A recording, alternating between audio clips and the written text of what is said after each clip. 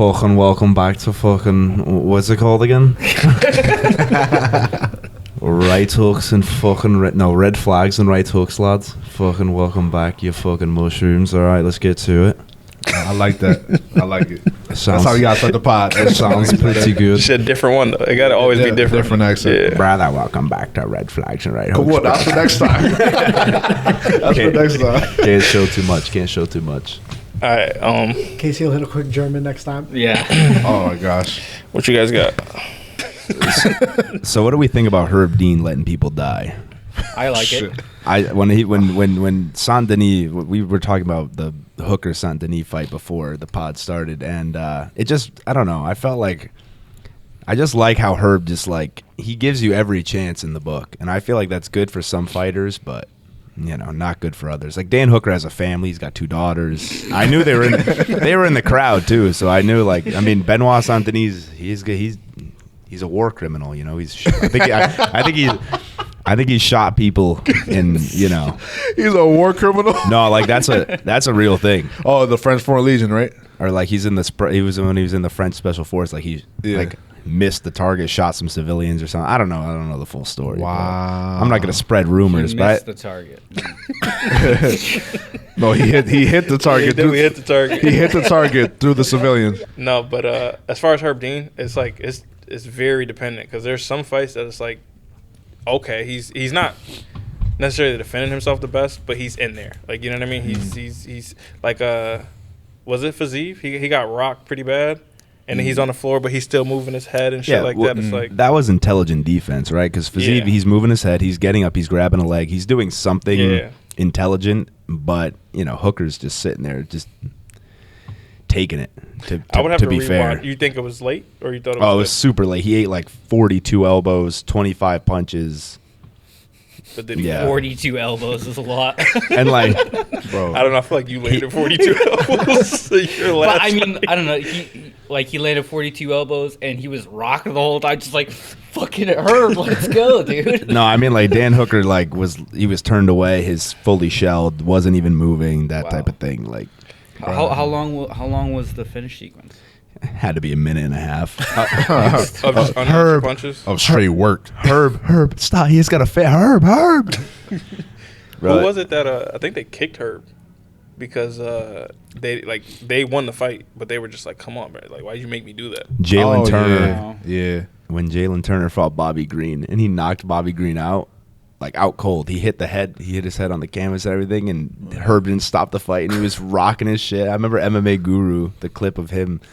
He was like, fucking, he's dead. The ref is dead. You fucking idiot. Stop the fight. He's not even moving. God. And he was just giving him work. Stola. Sorry. I was thinking about the MMA Guru. You got my Stola. Bro, I love MMA Guru. Listen, he's fucking hilarious. Dan Hooker will get dementia by like fucking 45. He already has it. But here's the other end of that. You got, remember, was it Pat Berry and Chet Congo?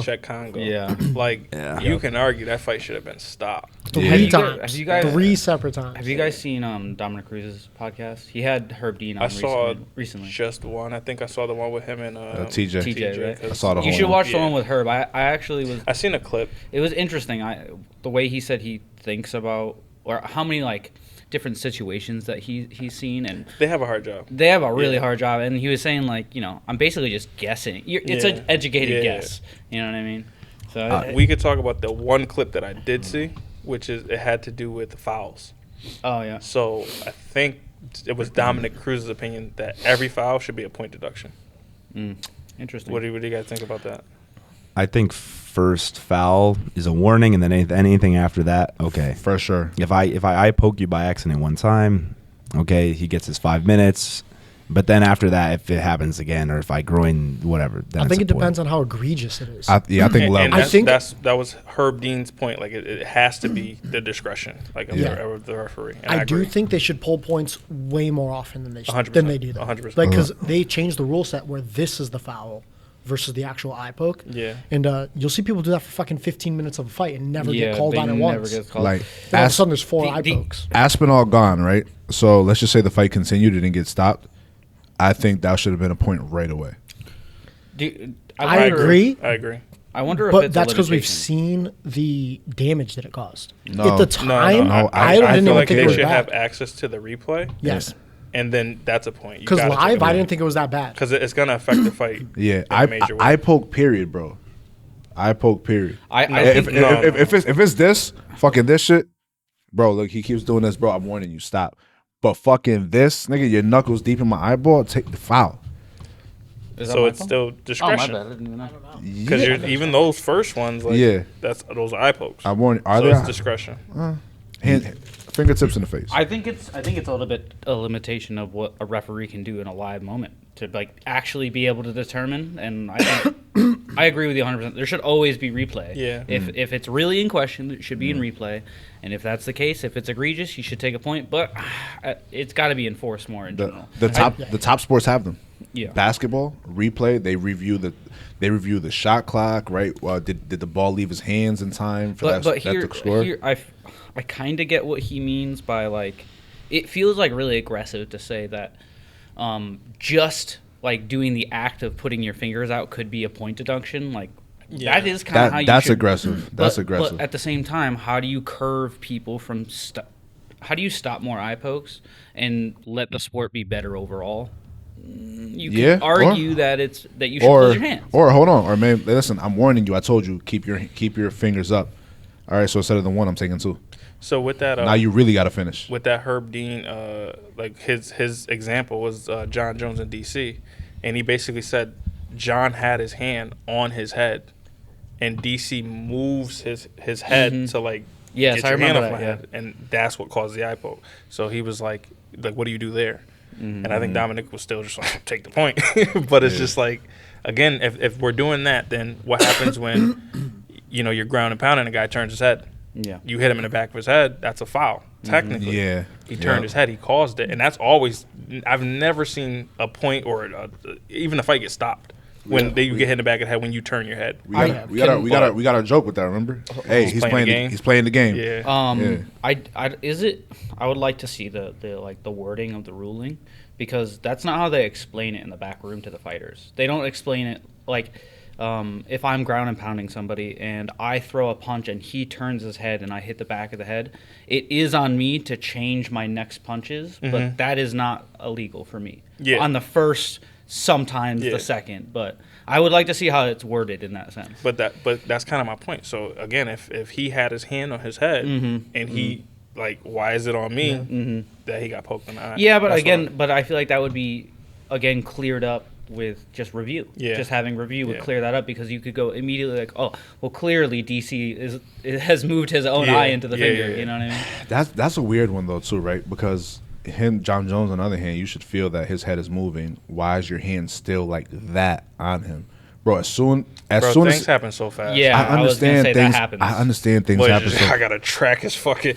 No, that's his no. bra. Like, his No, brow. listen. Like, he moved his head back off or something like that. Especially if you know you're the main culprit of that whole finger. eye poke thing. Now this is John Jones' game. He posts on the head, and DC just always moves his head, and he basically can't post on the head anymore because he has to be so worried about like something that DC's causing himself. I get it, and that's where discretion comes in, right? Yeah. Now you're seeing it like, hey, because I've seen where the referees, like the fighters looking at the ref, like, yo, he's doing this. Hey, no, I know what you're doing. Stop it, like, fight. Stop looking at me, fight. I've seen that happen as well. That can only, but again, though, because the limitations of what a ref can physically look at, like he could be looking at feet for the split second that person gets poked in the eye. Of course, he'll probably see his peripherals and stuff like that, but things happen so fast. That's why you need footage review. There's no way to. Of course, nobody's disputing that. But why would that ref be looking at feet and not look at what's happening up here? Because he might have saw an inside leg kick and thought it might have been a nut shot. Okay.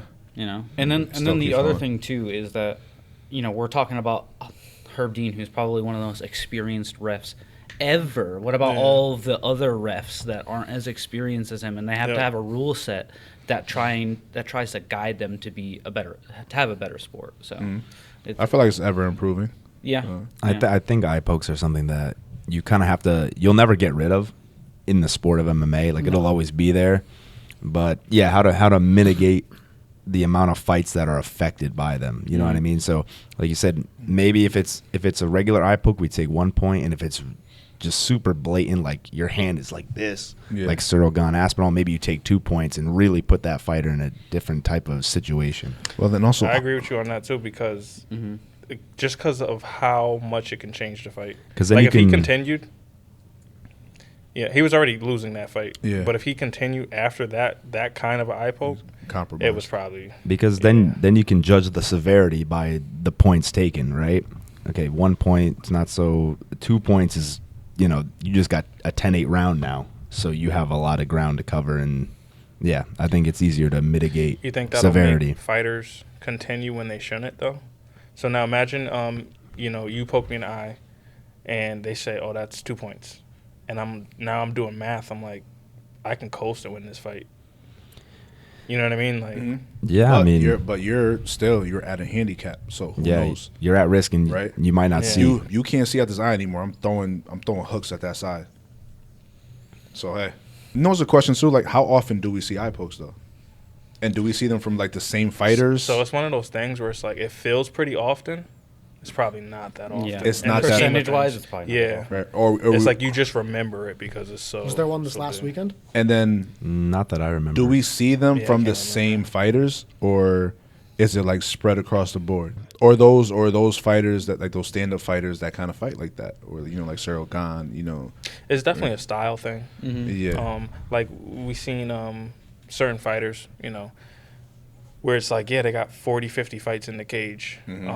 So it's almost like they have that, like, my opinion matters the most because of whatever. But it's like, but you don't fight how They everybody else fights. You stand and bang in the pocket. You know what I'm saying? Throwing just straight hate. yep. Versus, like, somebody that's more slick, like an Izzy or somebody like that, or John Jones, where they're longer and they use their range. I would say though, at the same time, like it's probably I feel like you could argue it's a technique problem though, with those people to a degree, because I feel you get somebody like Demetrius Johnson, he touches hands a lot. Like obviously it's not his like main staple, but Yeah. you get somebody with ton of fights, but just super talented. Changing it so that your fingers are not pointing that way to me seems. But it's still not the same style. Yeah. Like And he's he- never been like towering over people to where Yeah. like his range is that much of a weapon. He's using his hands to kind of like mitigate his striking and get inside, but his hands are upright and he's trying to get close. He's not trying to keep them at distance like John Jones is. I think I think coming from a person who's generally speaking long, and again, you could make the argument that I don't have the exact same style as, like Style Bender or something like that. But this isn't really better for me. Like, I don't know. No, For that me, I you know have what a I mean? huge problem with that. I think it's fucking stupid, really.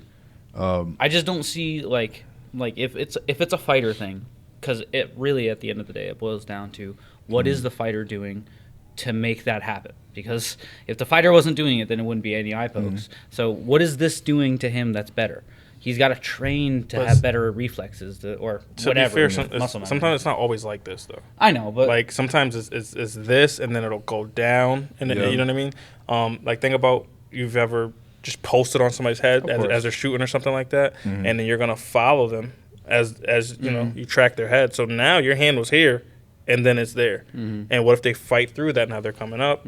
Again, that might be one of those situations like, did you cause that or they caused that? Yeah. So, So now, and maybe that's not even what we're seeing the most. So that was just an example. But Yep. so then are we making the thing now rule two now where your hands just have to be here instead of here, like have your knuckles exposed instead of your fingertips? I mean, that's how they explain it in the back room. Yeah. Okay. I think these things can be drilled too. Like They can. in drilling, like you've gone with partners who when you're trying to press forward and throw, they'll do this. yeah. See, that's what And I'm saying. like you're prone to get poked in the eye, so I have to Yeah. change my approach. Versus like I always make sure, like it's never this. Yeah. I've never had an issue with poking people in the eyes ever. And that was gonna be my next question. How often have you guys, right? We've been training for, I've been training for 10 plus years at this point. How many times have you poked somebody in the eye? I've never got poked in the eye by you, I don't think. And I've definitely poked people in the eye, but not very many. I Yeah, would a say handful- under a handful of Never under done a it. 10. Have I ever poked you? I don't think. Under 10. No. It's I've- rare. I've poked somebody in the eye once, and it was wrestling. Yeah. Yeah, And mine was it was wrestling too, if I framing, remember. framing on the head, but never in MMA. Yeah. So Because if you drill and your hands are always like your hands should be here, right? You're playing high guard or you're playing out. Like, there should never be a situation where there's forward motion. I've never been poked in MMA. I've been poked in wrestling. I've been poked really bad in sparring before. From Javion, I thought he blinded me. I thought I was done, bro. It felt just like that. Remember I told you guys he went like 2 knuckles deep, bro. It was fucking bad. I have a floater in his eye. Sorry, that was a layup, bro. That was a layup. Come on. My boy threw his legs off the backboard.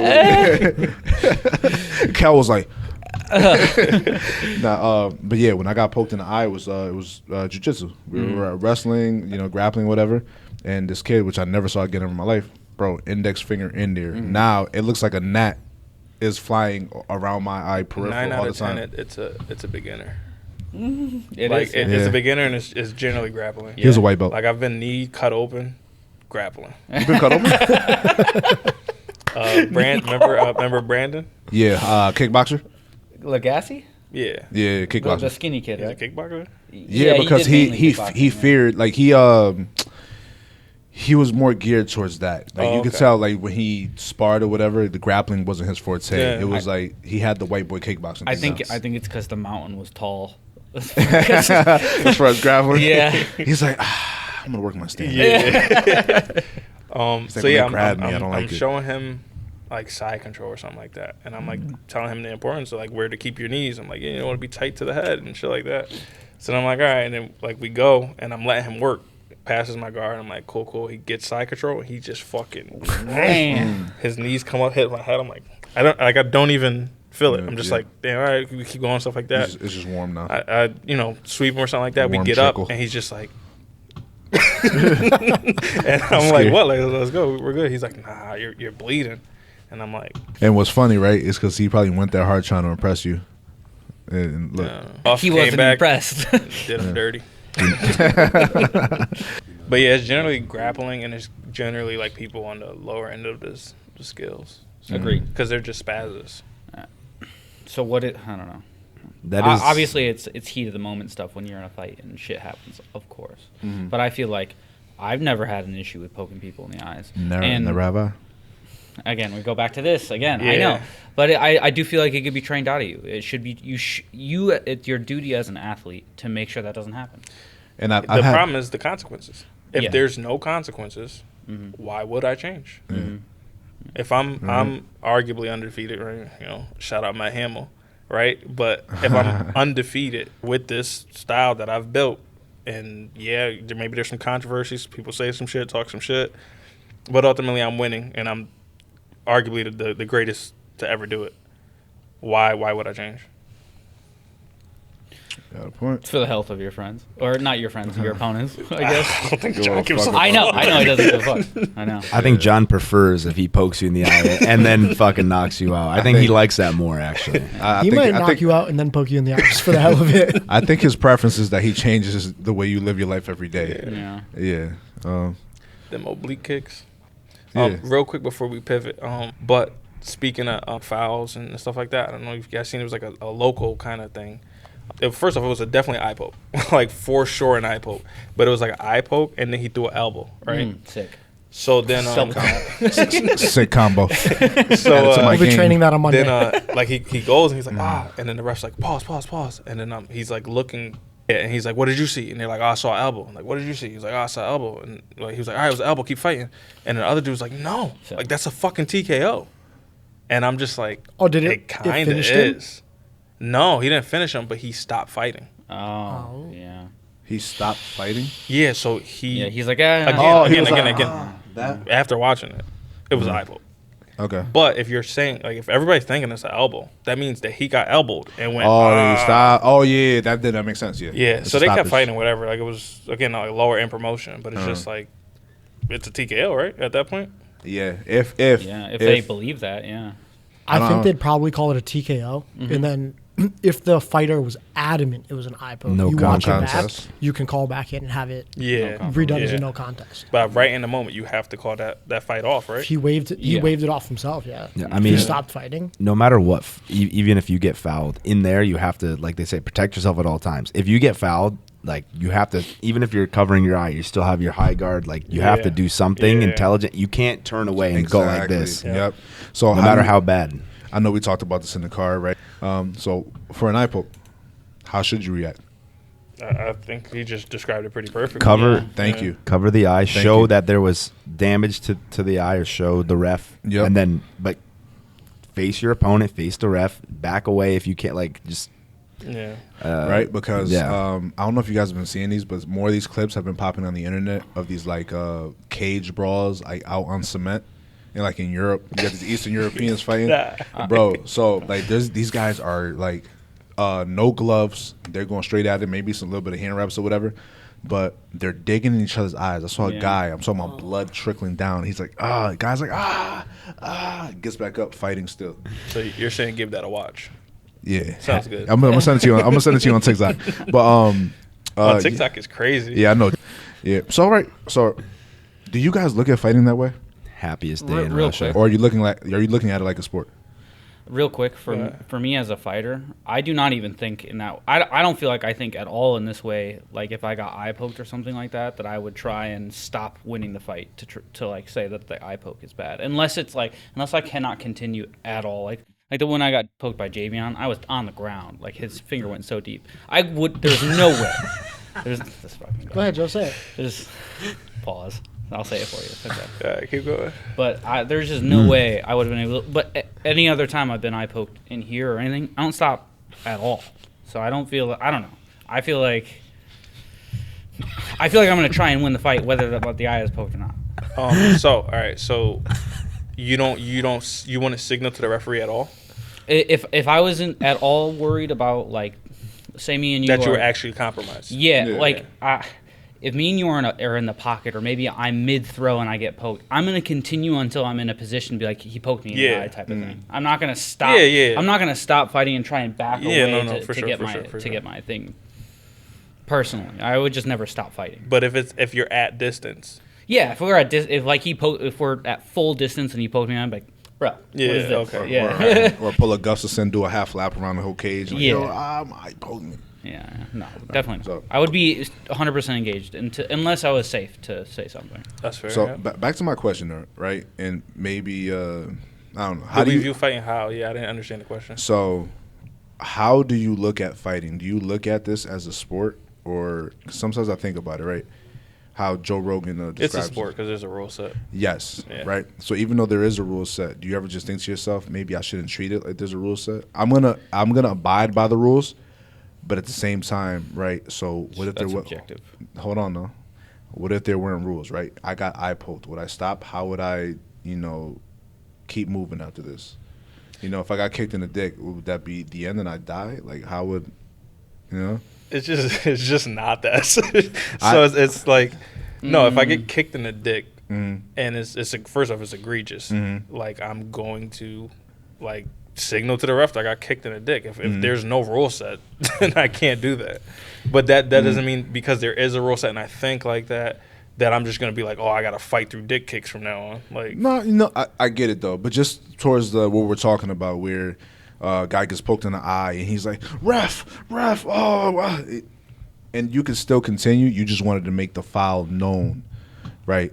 So if you're not in a safe position, right, you're in like the B zone and this guy's throwing overhands or whatever. I'm not gonna turn to the ref. Oh, he poked me. in yeah, the I think eye. that's That's what I basically was saying. yeah. So- So what I think you're asking is what is our subjective opinion on the objectivity of this sport? The sport objectively is a sport. Yeah. But how you decide to, walk the path of being a fighter, that's completely subjective to the individual fighter. I know that he prefers to see it as a sport, and I also see it as a sport, but I feel like there's more duality to that. So Yeah. where like this is really a fight for my life in a sense because Yeah. I'm trying to fight for. virtually. Yeah, and the consequences are dire. Like you know what I mean? Still. Like you can take years off your life in there. You Yeah. know what I mean? Or potentially, worst case scenario, you could lose your life in there. Yeah. If all goes wrong. And- So it's a sport in the sense that it has a rule set. But it's not a sport you play. Yeah, and You know what I mean? and is what the rep tells you right at the beginning. You know, protect yourself at all times. And some people kind of throw that out the window to make that foul apparent, right? Like I've seen with I think Chris Weidman. He got fouled. He got knee to the head, or like an Aljamain Sterling thing. I don't know how much that really affected him. I don't know if the knee was flush or Yeah. He might have sold it a little bit, but Yeah. that's a bad because that was a knee to the head. Gotcha. Like, you know what I mean? Like, it wasn't. He let that shit rip too. Yeah. Like, I don't know. Like again, he knows. I don't know. I know I've been knee to the head, and I've been able to continue. Like, Okay, Yeah. you've been kneed by Peter Yan? huh? Yeah. Nah, but Probably not. I know. But I'm just, okay. But at the same time, they're at similar levels. At the same time, maybe you couldn't continue. So you can't really. I get it though. You're not in his head. You're not in his. You know what I mean? So Look at his where he is position wise in his life too, right? If he loses the title, and maybe if he's in a position where he feels like he's even a little bit compromised, and he doesn't think that much compromise is good enough for him to win. So if he's only so good to win, he's beating Peter Yan by 2%, and then the knee brings him down to 65%, and he doesn't feel like he can continue for the other however many other rounds there were. I don't even know.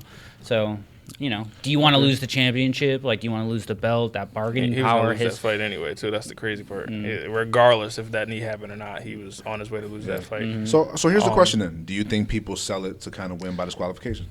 I think so for Yeah, sure. for sure. Depending on the person, I feel like without giving examples, we've seen it Aljamain. a number of times. I was going I like Aljo. You're cool. So We've even trained. Aljo, right? I think he sold it, but I don't think, like, again, we can't say that knee wasn't Yeah. Okay. fight altering. So did he put a little like dramaticism A little on that? seasoning on it. Yeah, that's not to say it was fake. Was my point. That's Yeah. not to say like it wasn't actually damaging knee that he took. Yeah. So, but what I'm saying is like maybe he took that knee, maybe it was damaged. It did some damage. But if it was a practice room and he took that same knee, he would have wrestled through that shit.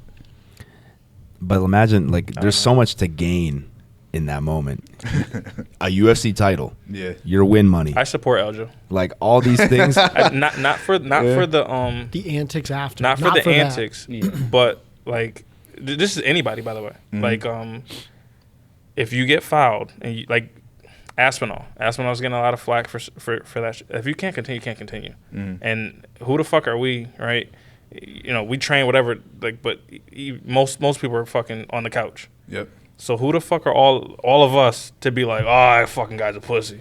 What the fuck are you talking about? And I don't, It's not only the best organization, but it's also heavyweight division. Like, yep.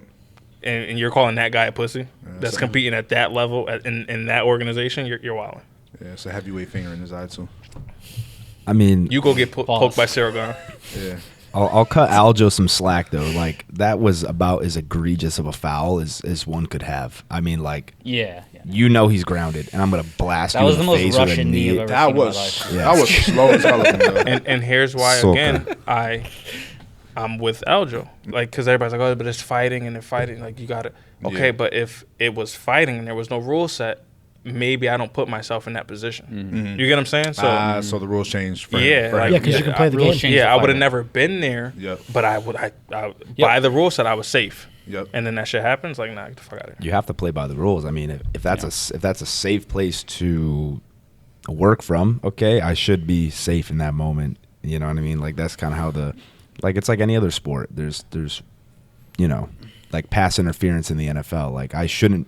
If I'm going to go catch the ball, I shouldn't have someone yank my jersey down so I can't catch it. Do you guys feel at all that the way that we train, because we train by rule set, do you feel like you're fucked in a different rule set? not fucked, but like, let's say, whatever. The classic argument of traditional martial arts, like, if you're out in the street and you tried to stand up, would you get kneed like Peter Yan kneed him? I'm like, I don't feel like I would put myself. No, first off, Even with this, like, even if I wasn't changing what I already do Yeah. normally. I don't feel like I really do that type of stuff. I don't know. So first off, in the street that's always a silly argument. I know, but you know what I mean. Though. Yeah, because like. Kel Because then said- you got those people like, oh, Dota, but there's no rule set. Yeah. Like, oh, I'll beat you because there's no rule set. I'm still going to whoop your ass, bro. It doesn't matter. Whatever you could do, I can also do. And I'm going to do it because we're in the streets. But where it does play a part, because now you're in sport mode, is like the example, like Demetrius Johnson, when he went over to one, Yeah. like he might have thought he was safe in that moment because of the years of practice where that was illegal. He was a downed opponent. You're not anymore. He gets kneed. So I think it gives you a handicap like that if you go to compete in a different rule set. For But sure. in the real world, no. I'm just saying, like taking your skill set as a whole, right? And then you were to change the rules that you're using. I feel like, generally speaking, probably for a few very select positions, for me personally, I feel like I'd be able to transition very well to a different rule set, like 1FC or whatever. You know what I mean? And I feel like, you know, the rules of the street, which is none. I still don't feel like I'm putting myself in bad positions, or I train positions that would be bad out in the street or bad in one often. You know what I mean? You're not inverting and doing weird shit where it's like, Like on the street though, I have access to all the illegal things too. Like if I would do whatever and you go down, I can fucking soccer kick you in the head now, and I know my soccer kick's gonna be way better than yours. I'm just curious, like, because you bring up the devil's advocate of like, if the rules were different, he would have never put himself in that position. But I feel like I don't train in a way that could even put me in a bad position in that way. Yeah, that's you personally. Yeah, me, and I was like, just curious about you guys. Or if he's you a feel big that. jiu-jitsu player, and you know what I mean. Like it was because what was he like turtled? No, he was on like front headlock position almost. Oh, okay, Yeah. okay. And he was on his knees, I think, and I think he was like coming up, and then he threw the knee. Yeah, and what like you would have done differently? What would I have done differently? Yeah. I would not have been on my knees in front of him like that. If Okay, but you were.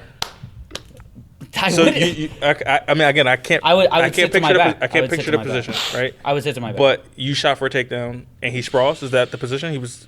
No, I think it was more like they were like like they were in front headlock, and Peter like disengaged and was like framing on him, and he was on all fours in turtle basically. Was it a pause moment? Yeah, Just like 7 of them, but Yeah, he said I want to be on my knees in front of him. I heard. I was like, I'm not even fucking. Yeah, what the fuck? And it's him really. He's laughing. I'm like, he's right. I could just yeah, put your cut back on, But- Jan. Oh, man. It's not Yeah, that if type it of was- fight. You would have went to your back. I would have preferred to go to my back at that point. I know. No, 100%. It's though, children, 100%, children 100%. here. Because No, I it's the would too. red I would flags too, portion of the 100%, yeah. podcast. or maybe to my back and then a combat stand up. Maybe if Yeah. I have the space, I'd Yeah. have to kick him off or off balance him beforehand. But yeah, Oh my fuck! I know. Just sounds like Real. sounds like you're a victim, bro. So back to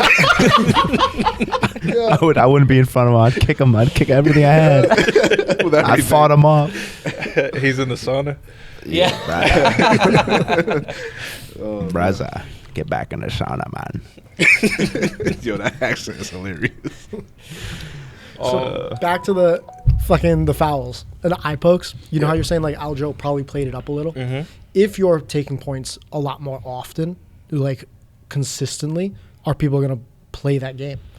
Are they going to show the foul is worse than it is to get that point? For 2 'Cause you points, see I'm that gonna win in an Oscar. Sports across the board. You see that in the NBA, in the NFL, in Flopping and shit like that. all of it. Hate it. So I does think there's it less does of it that create in MMA? because they don't get the point taken often? I would hope that fighters would just Be not honorable. do that. No, yeah. I actually Yeah. think that's true because They- I would say generally even I would say the amount of like general fouls are probably lower than most sports. I feel like, and people playing them up is way lower in MMA, and that's just because the character trait that you need to be a Yeah. fighter. I Yeah. think. Yeah. But, But then there is obviously exceptions. because it comes down there's to been people that shouldn't have continued Yeah, yeah. and did and got worked. You know what I mean? Because Yeah. they were compromised. Because there's a stat on that too, right? Yeah. The fighters Oh who yeah, are- when who they are- continue, I think it's who are like successful, who are 90 percentile. You're Yeah. losing. Yeah.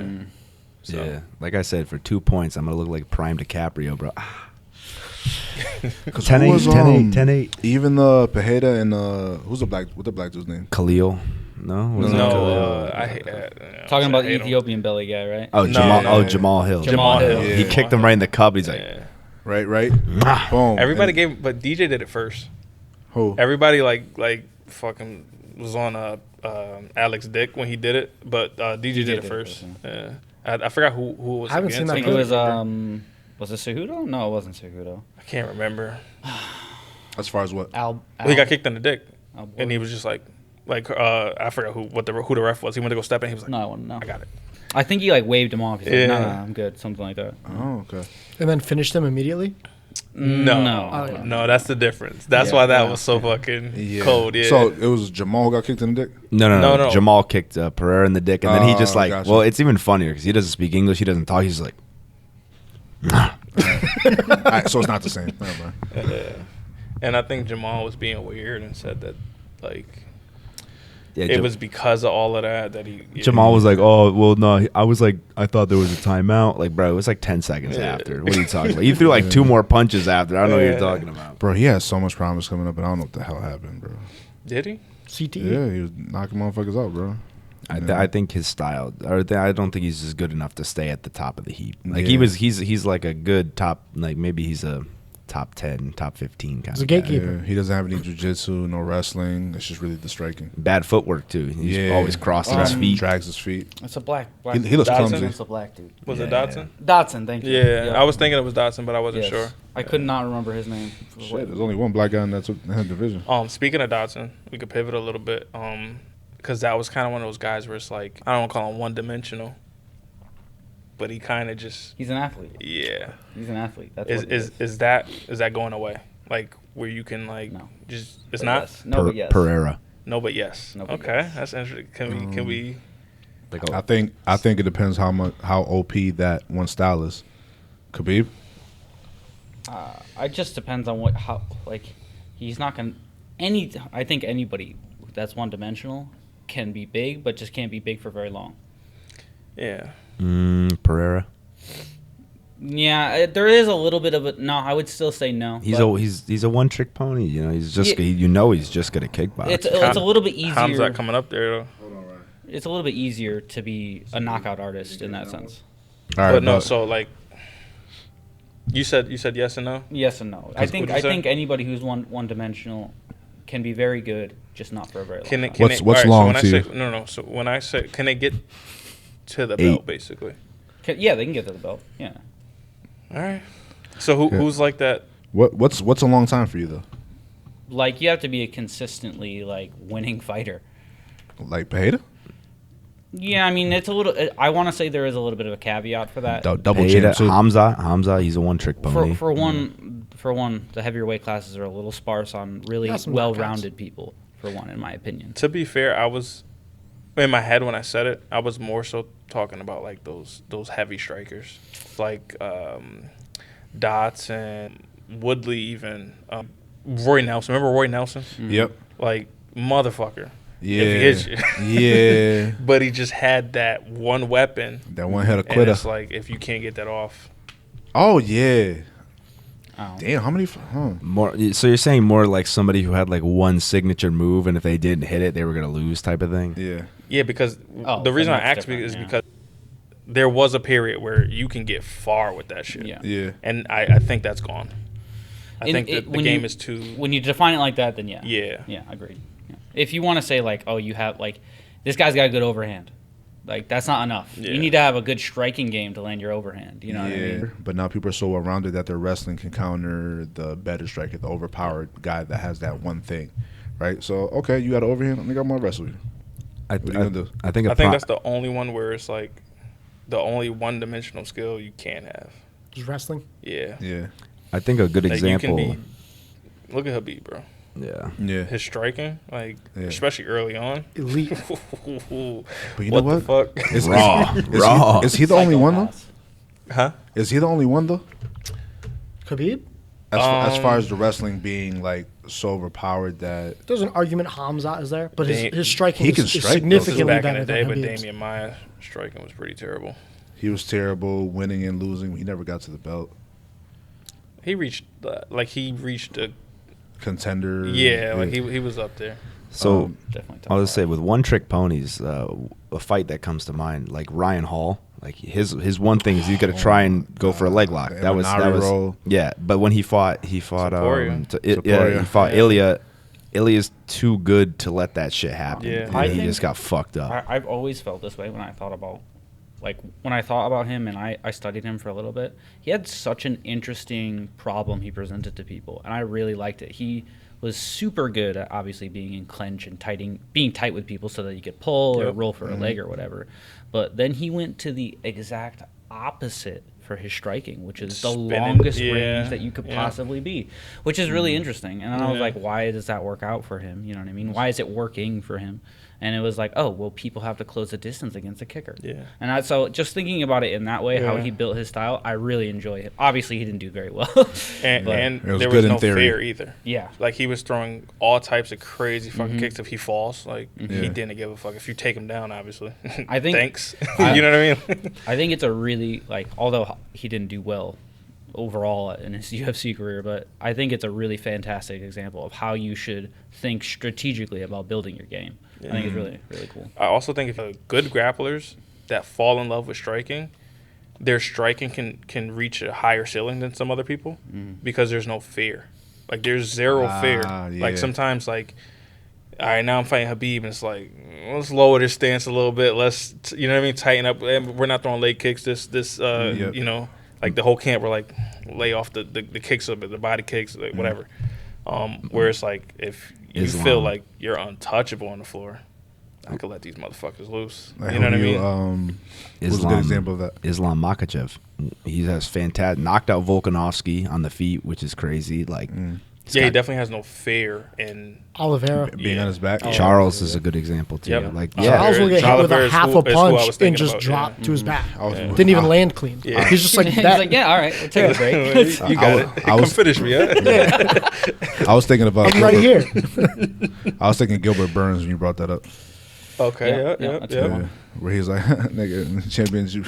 Maya again jiu-jitsu? too. Mm-hmm. Okay. Yeah. Nobody's saying. Okay, Kevin yeah. Holland taught That's Damian right, Maya right. why not to do that. Yeah, I think that, man, being dangerous in the most amount of spots is always the most important. Of course, yeah. Bro, Yeah. so as far as allocating skills and in what area, if we're talking about like again a pie chart, percentages on where you should be training, like where should you be more That's person by person. Yeah. person? Because say if you're you know a D1 wrestler or whatever the fuck, it's silly to be like, oh, you should spend more time wrestling. Yeah. Mhm. Now that you're fighting, like you should you gotta allocate this amount of time towards wrestling. We talk with Jeff, and Jeff has crazy spreadsheets of what archetype of fighters win versus archetype of fighters that lose, and it's really good information. And obviously, you should take as much training information in. It's like, oh, how to change my style, but at the end of the day, you have to build from the ground up with fighters. Unfortunately, Yep. Yeah. to have like a real high level people, you got to build from the ground up. In my opinion. You don't think that's ever changing anyway? The archetype of fighter that's winning versus losing or whatever. No, it is? I think it's always Yeah. shuffling. Yeah. Always shuffling. There's always a revolving door. Mhm. you know? I mean, I think if you could, I think about it this way. There's, like you said, a pie chart. There should be a percentage where you put, like, why would I put more time into doing fancy kicks like Taekwondo than I would to learn how to box or how to wrestle or how to do jiu-jitsu? It should be boxing, wrestling, jiu-jitsu are your bread and butter. Yes. And then everything else can be sprinkled in to make it unique. But if Throw you don't those have hats those on there. three things, you're not going to win fights. Yeah. Simple.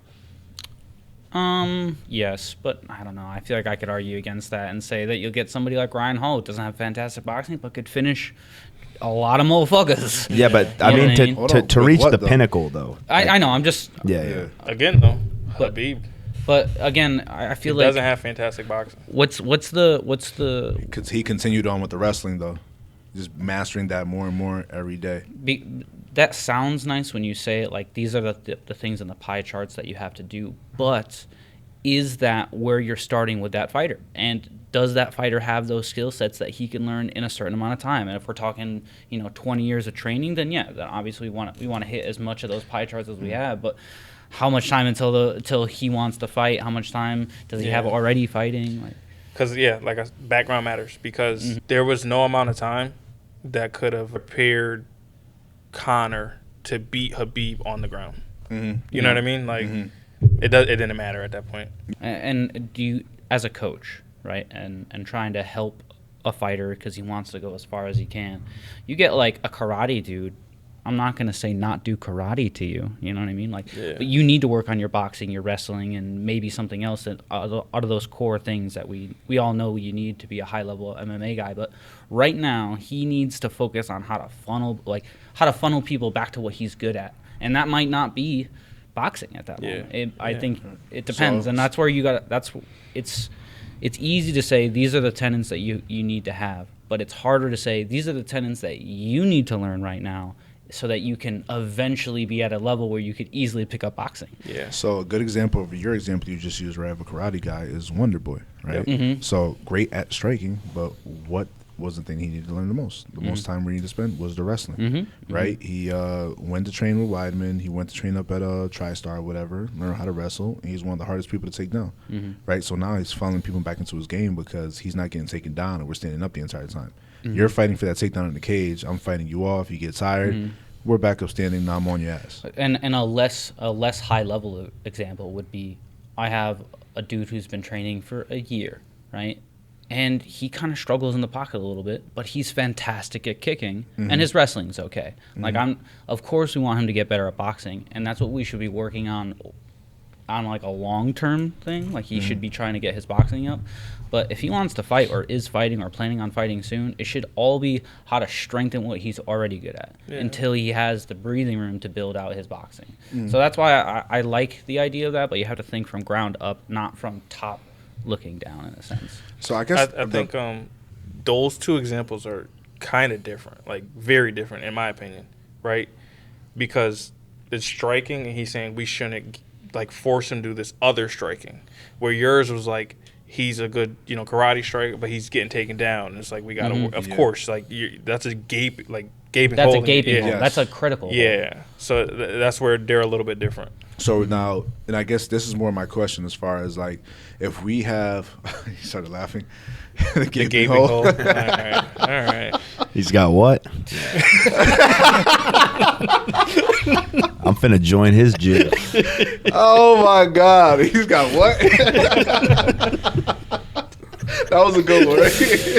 Yeah, he got that one. Oh, super man. So, all right, let's just call it. Let's just say every skill from 1 to 10, right? At a very basic level, let's just say around here, or the amateurs, your level of wrestling should be at a 4.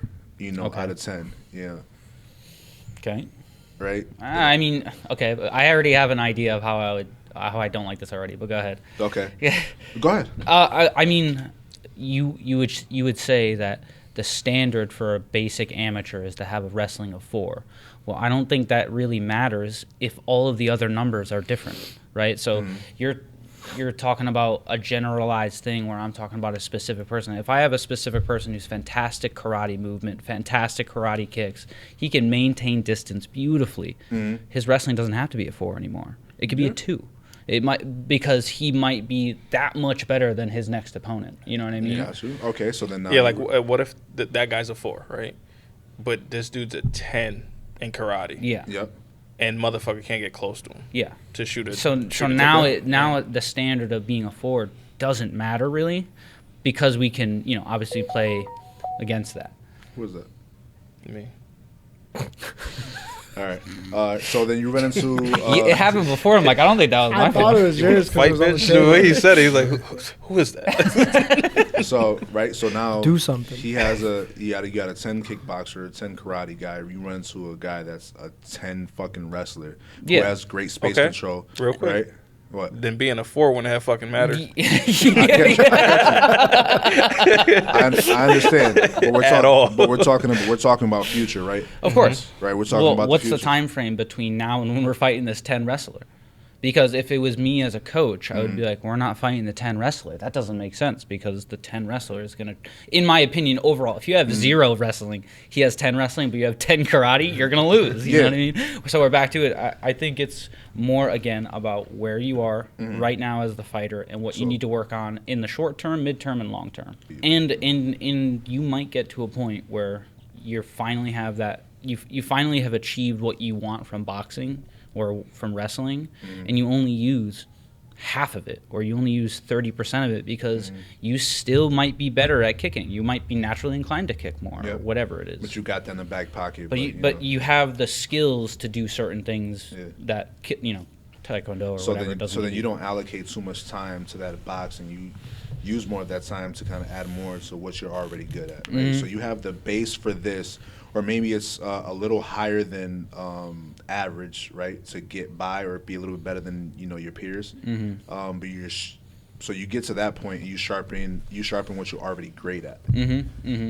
Gotcha. Yeah, I mean, of course, when we're talking about the highest level, we're talking about percentages here. But at like even high level, like local pro and amateur and low level pro, like you should be trying to be the best at putting people where you're the best. You know what I mean? And then obviously trying to sew up all the small holes that you have. Yeah, I mean, every athlete, every coach is going to have a different idea of where you should put your time and energy and build what skills. Like, there's obviously no one gym is going to be alike. You know what I mean? So like maybe this gym thinks you should put more of your time into boxing. Maybe this gym thinks you should have more of a Muay Thai style. Obviously, you're also a product of your environment as well. And but I do think that if you're good at certain things, you can beat people who are really good at other things. So like strategically, to have the highest win rate, you should probably be good at these couple things because you have a higher likelihood to beat more styles. If your style's a certain way, you can beat more styles. That again kind of depends on where you're starting from. If you're starting from a position where you already have fantastic wrestling, it's easy to be like, okay, all I have to learn is boxing. But if you're a dude who doesn't learn well, maybe you are a slower learning rate of wrestling, and overall spending all this time wrestling has now made you a worse MMA fighter because all you've been doing is wrestling or whatever. Obviously, as an athlete, you should make the decision how you should learn best. But I mean, I started with no background in anything, and that's great because it's a blank slate. But other people might not have that same thing. Like, how many times do we have wrestlers come in here and they have to relearn how to wrestle because they go with us? You know what I mean? So I don't know. I prefer the blank slate. Like it's a different MMA wrestling and actual wrestling is it's wildly different. That's why you get D1 champs in here that you put them on the wall and all of a sudden they're at the level of a 6-year-old again because it's a whole new world for them. Yeah, or how many times do we put them in like Uchimata positions and they're like, what the fuck do I do here? They're trying all the regular wrestling stuff that we do all the time, and then they have no idea about the other things. Install wrestling to counters. They're not used to it, so it's a weird thing when you don't engage actively. It's like it reminds me of like a point fighter, like going into their first sparring session at an MMA gym. You know what I mean? that happens the same thing for wrestling. I mean, you see like world champion wrestlers and super high level wrestlers just get destroyed in MMA, and you're like, what the fuck? Because shit's different when you get punched in the face, right? You're getting punched in the face, and there's other rules. Everybody's got a game plan, so you get punched in the face. Tyson, that's a Tyson quote, right? I think that my main point is, what is your timeline? For learning things, because I had this discussion with Matt a long time ago, and we had a big argument over this. But like, it just depends on your timeline. Are you a national level Taekwondo fighter and you've done a lot of hard sparring, but you have nothing else? Okay, when you planning to fight? A year, 2 years? If you give me, you got a year to you make your amateur debut, we're just gonna wrestle and that's it. Like, I don't need to teach you how to fight people. What was his argument? The argument that it was a little different, but the same outcome is, should you train both stances? And I said yes, and he said no. Which he has now changed his mind on. I don't know if he did it just to try and fuck with me or not. I don't know. But he said that fighters shouldn't train both stances. They should train one stance, because if you train both stances, that means you're half as good in both sides, other than being fully good on one side. I wouldn't say that, right? Because you have a dominant. I'll take, in my opinion. Yeah, I mean, you have a dominant side, and I feel like that dominant side will get better faster versus your other side working on it. I could see the other side being half as good, right? I think that's I don't agree with that personally. I don't agree with that, but I'm also semi ambidextrous. But I think if and this is what I basically posed to him, if I start day one with somebody, say he's like 15 years old, and I never even told him that there's dominant and non-dominant sides, and I just trained him from the beginning to be ambidextrous, he wouldn't know the fucking difference to me. Yeah. He's got the reps on both sides. That's Well, hold on. Don't you think he would choose a side that he likes the most? yeah, maybe that's definitely with possible. anything. But Like, I wouldn't instill So him. in that- jiu-jitsu, right, you'll have a better side control on one side than the other. Like, it's just it nobody said like go to your right, do it on the right side 20 more times than you do it on the left side. It's just something that you naturally. So I guess my point is this, right? So if you're a child, whatever, I throw a pen at you and I tell you, hey, take that and do markings on the wall. And he's just like, Yeah, they'll pick a yeah, side. but that's Yeah. but I what actually, does that have to didn't do? as a kid.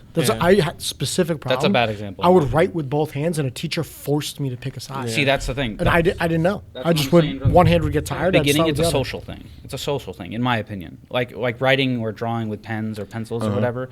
You're taught from very early that you should only be writing with one hand. Yeah. If they taught kids in school that they have to write with both hands, you'd have a lot more ambidextrous people. but that's not a bad example because naturally, I think you have a more dominant side, right? So if I just tell you to write something or do something, do whatever Are you movement. arguing that? No, I'm not. So he's not arguing that. I'm not His whole arguing that. thing was that training your less dominant side does not make your dominant side worse. Oh, Yeah. yeah, no, but that's not. Yeah. I thought you said what I used was a bad example. Well, it is a bad example in the sense that you picked pens and pencils, right? When you could say that, because how many times have we had left-handed people who draw or write left-handed? Sorry, Yep. and they were in a religious school and they didn't allow you to have left-handed. You had to write right-handed, and the rest of their life they're right-handed. But their dominant side is their left hand, but they write beautifully with their right. So what argument is that? That is just repetition over time on a less dominant side. Maybe it takes you more reps on your less dominant side, but it's all reps to me. If your side control genuinely, in my opinion, feels lesser on the other side, you're doing something wrong. So how can you fix it? Well, you do more reps on that side, or maybe you got to figure out whatever mechanic you're missing. So I think Matt's point, I can't speak for him, but obviously I think his point was like, to your point right now, so it's like, okay, you feel like your left side is worse than your right side, so now you're doing all these reps on your left side to get it to your right side, but you could have put more reps time on to your right your right, side yeah. and got that even to the next level. The left side. So I get his point, but it's just allocate more time, train them both. You know what I mean? That is what I said. I said as well that like look at the top fighters in the world and they're bistantial. Yeah. Right. Yeah. And he said in response to me, which was that was basically when the argument like got really heated. We Got started yelling, wonky. but he was like, "You're not the best fighters in the world." And I'm like, "I'm trying to be." Like, what? Yeah. And then I'm imitating those best Yeah. fighters in Yeah. the world doing what they're doing. Yeah. Imagine being Yeah, I've had that argument with some people Mm-hmm. before, with technique, and it'd be like, "Oh, I'm like, you can't do that. Like Yeah. that's and they're but it's working. Who's it working on? Yeah, you know what I yeah, mean? yeah. Like because we need it to work. You got to hit that that highest level. in that order. real Yeah. motherfucker ain't gonna work on. Yeah, you know what I mean. So, But like, imagine being a fighter and your righty stance is so good, and then you fight someone who with wicked calf kicks, and now you're forced to fight southpaw, and you're just like a fucking fish out of water, and you're just getting pieced up. But also, shit. you should have an answer for that anyway. True. Yeah, but I'm saying you if, should, but also I'll You give need you reps. A better one is if I see a hole in your game, or if I watch fight or a film or anything like that, and I know you can't deal with southpaw fighters well, right? And if I'm bistantial, now I can exploit that a lot better. you have Yeah. more tools in your toolbox, and Yeah. I think in fighting, if whoever has the most tools is probably going to win. And that's what I posed to him. It's like And if I I think- can go into an area that you're not good at, Yeah. like, that's a more of an advantage than my best thing that we're kind of similar to. The main thing is how much time do you have? Do you have 20 years to build an athlete? Well, then he's doing both sides from day one. Or do I have somebody who's 18 wants to fight in 3 years? Okay, you can stick to one side. You want to dabble a little bit in the other side, then cool. You know what I mean? But generally speaking, I think you should practice both sides to have them both equally the same. Have you seen fighters where they can fight out of both stances, but you can kind of tell which one's like the weaker or like the Yeah. less developed side? Yeah. Yeah. And like even like a guy like MVP who's like he can fight from both. I mean, obviously he's still, even if it's like a 5% difference, there will Gotcha. always be a difference. Yeah. You know what I mean? Like I can look at John Jones fight and I can tell what's his strongest side. Like he's ambidextrous. I mean, he's bistantial, and I can tell like to Matt's point where I mean, who am I to say this? He's the GOAT, or I don't know. You're the guy to say it. GOAT Okay. adjacent. He's one of those people where I feel like he could have spent more time on one side, because some of his punches look kind of weird. They don't look as sharp as they could have been. Yeah, but you can make the argument that he's doing just fine. For real. Fuck it. If it ain't broke, don't fix it. So you're saying he has you're great saying weapons. from one particular stance, it's not that well, Yeah. Yeah. So he'll switch from southpaw to and going then back to that's when his orthodox. punches aren't as good, or are you saying in general? In general, like, so he'll be in southpaw, be doing great, and then he goes to orthodox, and it's like his right hand looks a little So you're not weird. saying in general. You're saying in a particular stance, Yeah, striking yeah, is not as good. Yeah. Okay. Versus his left side, you know. And what's the argument? That he should have focused on that side that's not as good, or he should have focused on the other side to make that one? What's the argument? Basically, you know, trying to play the devil's advocate and kind of being on Matt's side of things. Like, I can kind of see spend what more time on one. right, but Okay, which one though? Maybe that's the one. So he's because in Matt's, we don't know, right? But if he's like not as good on one side, maybe that's the non-dominant side. So you're saying that he should have spent more time on the side that you're saying is actually good anyway. So that doesn't make sense. actually, no. So all right, so here, so neither side looked great to me. He has great kicks, but to me, John Jones's punches always look kind of weird, not as sharp as they could have been. All right, I'm gonna tell you why that still doesn't work. Yeah. Why? Because it's on both sides. You said he's fucked on both sides. No, it's. I mean, go ahead. I'll let you go. like I guess you could say, yeah, if he spent more time on that one side, then that side would look good, right? Or it could not. You know what I mean? Like there's fighters at the highest level that just don't have that great of striking, because maybe they allocated more time to wrestling or this and that. It's not necessarily that they trained both sides equally, so it took away from their time to make it really good. Right. Like John doesn't box. Yeah. You would never describe his style as boxing. Never. It's all So his punch is not gonna look like the highest level boxer, no matter what. Not if he didn't go southpaw, he still wouldn't look like a world beater boxer. Whereas, like, so an example for me, right, is I've trained the jab so much, right, with my left hand. I can teach myself how to like copy it on my right side, just because I know the left side so well. Yep. Then I feel like people, you know, train one side really well, they're able to do it on the other side and kind of get it almost to the same level. Of course, you know, you put so many reps into one. Okay. Guess devil's advocate, right? If you're getting taught from the beginning, it's you're not gonna have that. You're developing them both at the same time. You have an instructor that's helping you develop it. He's gonna be able to teach you well on both sides. Gotcha. And I agree with that. Yeah. I agree with that. My thing is, like, I wonder what John Jones was doing and why it doesn't look that way. And you already said, you know, the whole, you know, he's a striker, not a boxer. That's not what he, you know, develops a style around. Well, I'll also say that most, I should say, any intelligent fighter, it's a preference there. An intelligent fighter probably grew up on one side and then found how important it is to be on both and then switched to the other and is playing catch up. Yeah. That could be the case for the rest of his life. You know what I mean? Trying to play catch up on the other side. Yeah. If you do 20 years of one side. Yeah. Yeah. Yeah. You know, like, because you're not gonna stop doing that side either. Yeah. So you'll literally never catch up. Yeah. Or like, what do you call it? Loma? Right? Did he say that he started on one side or his dad made him start with his power hand forward? I don't know his story. I'm pretty Right. sure he stands with his power hand forward though. Yeah, because he's a righty. Yeah. Right. And he stands South- primarily southpaw. Yep, Yeah. southpaw. And I wonder if he ever, you know, if he started from like the beginning southpaw, or he was always, or he switched like I don't know, early on. in That his was probably career. just his training, like his trainers and his father, whoever, like that was their philosophy, right? Because that's like that's boxing. They'll be like, oh, we need your power hand in the back. So they just had a different. Yeah. It's Yeah. Eastern philosophy, actually. And then I'm pretty sure Anderson Silva the same way. I'm the same way, too. So Yeah. Casey and I both are. Yeah. We're both left-handed and fight orthodox. Orthodox. mainly. I did You not guys know are that about you. wrong-handed. Yeah. That's crazy. Wrong-handed. Wrong-handed as well. I didn't know that I was about actually you. just about to ask because you have a fantastic jab. Is your jab on your dominant or non-dominant hand? Non-dominant. Yeah. Okay. Interesting. But my jabs aren't that much off when I switch stances.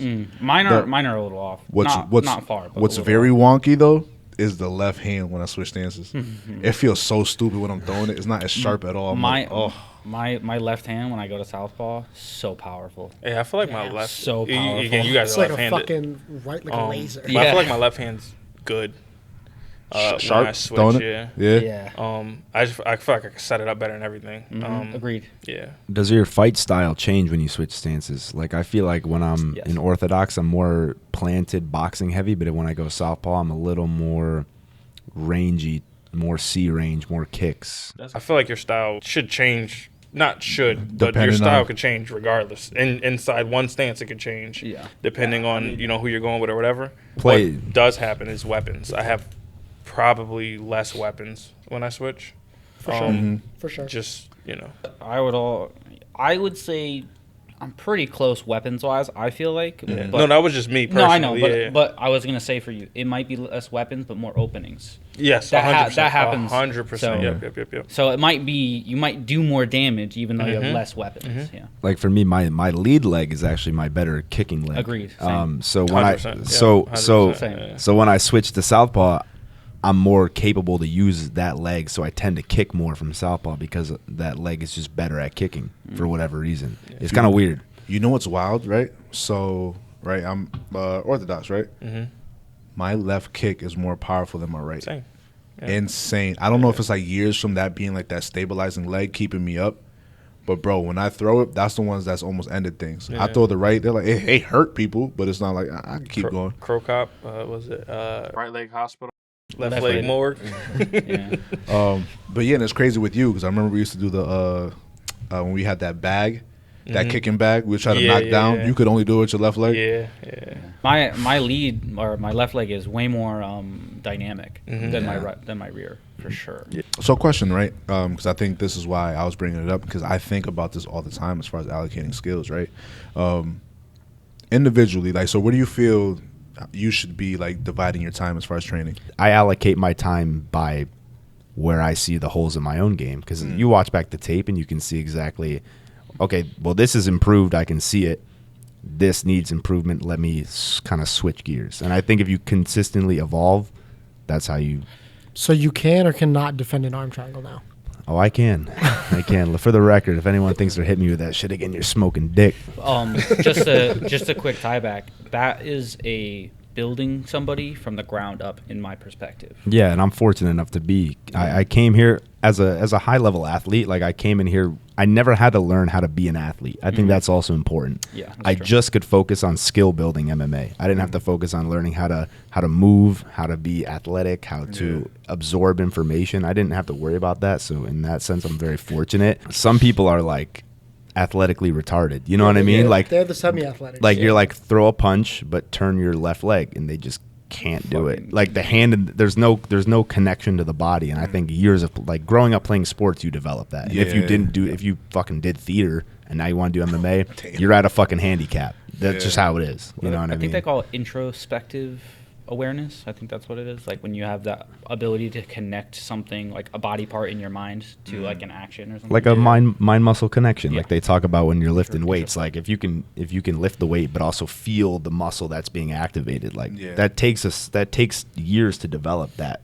connection. It really does. Even just with weightlifting, right? I've been lifting weight for years. I've been able to do the mind muscle connection and really like, all right, I'm working on chest. It should only like a large portion of my chest should be working this out, or when I'm pulling, I should be feeling my back and biceps. I can isolate those muscles and let go of those other ones that were kind of interfering. Yeah, and that makes you more efficient, even in sports. Like now, when you're in motion and like you're not using muscles that don't need to be used, and you're conserving energy. I know that a couple pods ago we talked about why certain people gas out, and like that's part of it. You're activating too many muscles, being a fucking ball of rage. So something else that athletes, I think, from all sports gain is outer body awareness too. Like how many times have we like tried to learn something and I'd be like, I'm not sure, I just gotta feel it. Like one of the you gotta feel that pressure. You gotta, and that's something that growing up with sports also helps with. There's been plenty of times like that. Learning something like, nah, I gotta know. Yeah. I gotta. All right. So, Casey, you answer that question. Like, where do you feel you should be allocating your skills? Honestly, at the moment, just better exits and head movement for striking at the moment. And then I also really want to do more clinch as well. More clinch. That's when you know you're doing good. I want to do this versus I need this. My holes are here. I mean, I don't have a fight lined up at the moment, so if I had a fight lined up, then I would gear what I have to learn to finish that fight, I guess. But other than that, yeah. I think the need should be once anyway. The what? The need should be once anyway. Like if you're like, oh, it's cool because like you're at a level where you're like, oh, I want to do this versus I need to do this. Like, you should want to do what you need. You know what I'm saying? Like it should always, like, even at your level, and you watch a fight, you be like, I want to work more on this. I want to work. It should be want. Yeah, but what I'm saying is, like, it's not a necessity. I would argue it is. It probably is. He has. I don't know if you I mean, like, I definitely need to clean up some of my head. Like he's gotten so good where like the number of things he has to work on like are small versus where like somebody else is like, oh, I have a huge hole here, huge hole here, huge hole here. But at the same time, like, there are pros and cons, yes. But at the same time, like, some changes, like, I think of it as like a one big system that is working. Like, the system of fighting people is large for me at the moment, and sometimes a change causes a ripple through the whole thing, and because of that, it is actually a lot more work. Because I might be like, okay, I need to fix, say, my head movement. Well, that head movement affects everything over here too, and I have to clean up all of those spots now. Other than just, if you have not a lot to work with, well, changing something or adding something can be fairly simple. It doesn't throw that much shit off. But also, I would say a small hole with him is. I know. He's a small guy. Come on, guys. Talking about MMA here. A small hole to fix. Anyway, a small hole to fix with him is almost bigger than like large gaps in your game. You get they matter more. I know. Large, and because the level of like obviously learning new skills is, I'm learning a lot of information in probably a smaller amount of time than other people, like lesser people, but like gaining percentages is definitely harder at my level. Yeah. You know what I mean? Where it means a lot more. Those small percentages mean a lot more, and getting those percentages is difficult because I'm working in smaller, like, tight windows versus. It's like a video game when you're getting really, really good, and now like that to gain that XP is like so much harder. Versus in the beginning, you were just leveling up. Fast as hell. Super easy level up. Now it's like small little increments, but you having the small little bit of stat for whatever. For whatever skill is what gets you that win over that tough opponent. Right? Yeah. I think that's the beauty of the journey, right? Like you go from your first amateur fight, and you're like, shit, I gotta fix my whole jiu-jitsu game, my whole wrestling game, and then as you work your way up, what happened? No, just I gotta fix everything. And as you climb that, holy fuck, I suck. As you climb that pyramid, it gets more specific. So like where I'm at versus where you're at, you are like far higher up the ladder. So now you're like, okay, I need to fix very specific niche things to my game versus I'm like, okay, I need to get better at jiu-jitsu as a whole and these things as a whole. Then it's kind of just like, it's just the beauty of the journey. You know, if you can't appreciate the journey, you're not going to go very far in the sport. Yeah, for sure. And like, the other thing too is sometimes, I was talking about that large system, like sometimes shit just plug and play where it's like, oh, that's an easy fix. And then it just, the system updates immediately. You know what I mean? It's a quick patch. Quick update. No buffer my time. My favorite example of that is pads. Yeah. Sometimes you'll be doing something in pads and you're like, why does this, like, what the fuck's going on? You just change your foot 2 inches to the left or the right. You're like, oh. Yeah. Immediately. Hot fix. The whole thing changed. System updated. So would you guys agree that, like, for some fighters, they just have no... Do you think there's no need to learn certain things? Like, obviously, there's necessity points. You're like wrestling, offense, defense, submissions, everything. Those things are necessities. But like some of the fancy, you don't need a spin heel kick if you don't. Yeah, like I'm saying, like some fight, like, is it nice? Or to you have, mean a whole like? Yeah, like a what whole art just missing? Nah, I mean, like, kind Could of have everything like but one. Like, Like- you like don't I- need judo. like I have a lot, but I don't Nah. throw kicks. You know what I mean? Like Don't agree. I fight, but I don't throw any kicks. Like, is that gonna hinder me as a Yes. fighter? And Yeah. like, I you think it so. makes You could probably one-dimensional. find success, but yes, it's hindering you as a fighter. So you think someone like Ilya, who doesn't really throw any kicks, like he has a good calf kick, Yeah. but that's it. I think in his case, while he's great, he could be better. If he added kicks, it could open up his hands more, which allows him to get but- more finishes. It's Devil's another advocate. Yeah. range. Devil's advocate though is that he might not be throwing as many kicks and doing other things like level changing wrestling, things like that, to help funnel people back to his boxing, which is where he's ultimately superior. But that's why he's doing it too, because of his stance, right? He's staying Yeah. low, right? So now when he goes up for those kicks, right, he can still throw the low kicks or whatever in that stance, but to get up higher, hit the body, hit the Yeah. head. Now you come He's out out of stance, position. Yeah. right? You have to get taller and then to get back lower to go, to where he wants to go. Throw those. and he's those overhands. small. There's also Yeah. a big difference Height. of not knowing something and not using something. Like Yeah. You get what I'm saying? Rampage has this joke where in the UFC games, they didn't give him a high kick. He can throw high kicks. I can throw fucking head kick. Yeah, I can throw fucking head kick. So yeah, that like I don't think he doesn't know how to do those things. Yeah. It's just his style. Yeah, and I'm saying Style. like specific to the fighter. You know what I mean? Like they might have the tools, but they just choose not to use them. Yeah. Yeah, I mean, Yeah. 'Cause body your types are original going to question excel. was, should you learn it? And Or should you improve it? Like, what do you mean? yeah.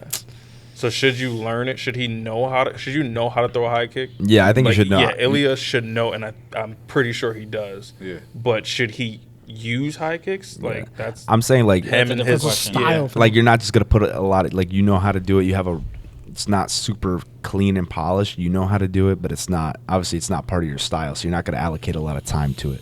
Like yeah, you think like that's a me- mistake? I think again, I feel like we're talking from if we're creating a character. yeah, Yeah, I it's mean just that's not kind of how a it good is. yeah. It's not how it is, because he probably learned a high kick and maybe even used a high kick for most of his his training. Yeah. But now he In the just fights, doesn't it do just doesn't come out. Yeah, Yeah. like, yeah. You know what I like mean? for me, I've been throwing spinning back kicks for years, but I just don't use it. Yeah, Yeah. like and how many things have you learned that you just don't use? Yeah. You Yeah, know? yeah. You've probably at your level that you're at now have sparred somebody and not used all your weapons simply because you didn't have to. Yeah, this is true. Yeah, yeah. If you're having just the I'm the get- most success, We're, just we're bread and butter. yeah, Yeah. You're just not gonna be like, oh, but I haven't been using this fucking axe kick. Like, Unless, right? You know, unless, Axe kicks Andy on top of that. let's fucking take this bitch out the shed for a minute. He's throwing spin heel kicks at Tyler. unless you're telling yourself, hey, this sparring session is gonna be. I'm catching a body. I'm just throwing shit That I haven't I'm- used. That I haven't Fucking Yeah. used. Like the Sundays. That's a good time for that. The That's a Sundays, beautiful I'm, time for that. I'm shooting like crazy. I'm shooting Yeah. takedowns on all these motherfuckers. You should try everything. You should try and learn everything, and then take what you find is the most Yes, effective. yes, 100%. Yeah, like I got all kinds of weird shit in my arsenal. But Agreed. like as I get better though, I feel like my time to use those gets smaller and smaller because the people I'm sparring are bro, good, you and can like spin that back shit fist. doesn't fucking. I disagree. He threw with like Gre- 43 spin back kicks in a 6-minute smoker one time. Bro, I was spinning everything, spinning wheel kicks. It was spinning jab, spin back. kick. oh, we Kicking. throwing spinning shit. Yeah, that shit was pissing me off. I'm like, all right, bro. I think he caught on that you could do this. Like, throw a jab. If I guess if you had to build a fighter, all right, what two bases would you pick? So, grappling. You got jiu-jitsu. You got wrestling. How specific are we getting? That's Well, it. hold on. And hold then on. striking. Obviously, you have a whole bunch of different arts. I'm taking wrestling and boxing. Wrestling for and sure. boxing. Yeah. As my two bases to start with, Yes. 100%. Wrestling and How boxing. specific are we getting? Like, do they have to be a freestyle wrestler, Greco guy, American Fuck a style? wrestler. we don't- Boxing. What weight? Nah, just what weight? What weight and how tall is So, he? What's his? I what wanted to body bring type that up does he have? earlier. I feel like it matters more at certain weights, right? Oh, like you were talking about like the one-trick Khabib. ponies.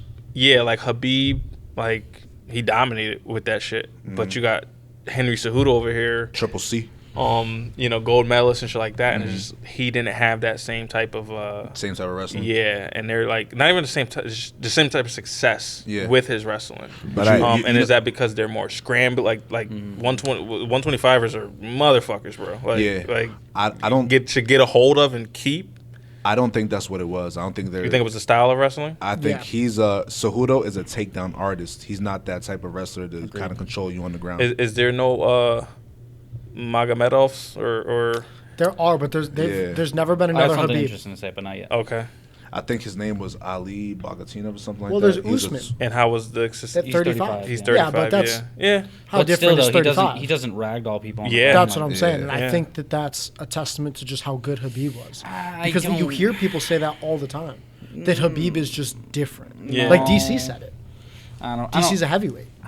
I just feel like it's a style thing, man. I That's just what I'm think it's a saying. style. What do you mean by style? I don't know if Habib's any different. I just wonder if it's a style thing. That Russian, the different. Nurmagomedov camp style of grappling just But he just brought is up, in MMA. Nurmagomedov, yeah. Who's his brother, cousin? Cousin. No, I'm saying their style is made for MMA.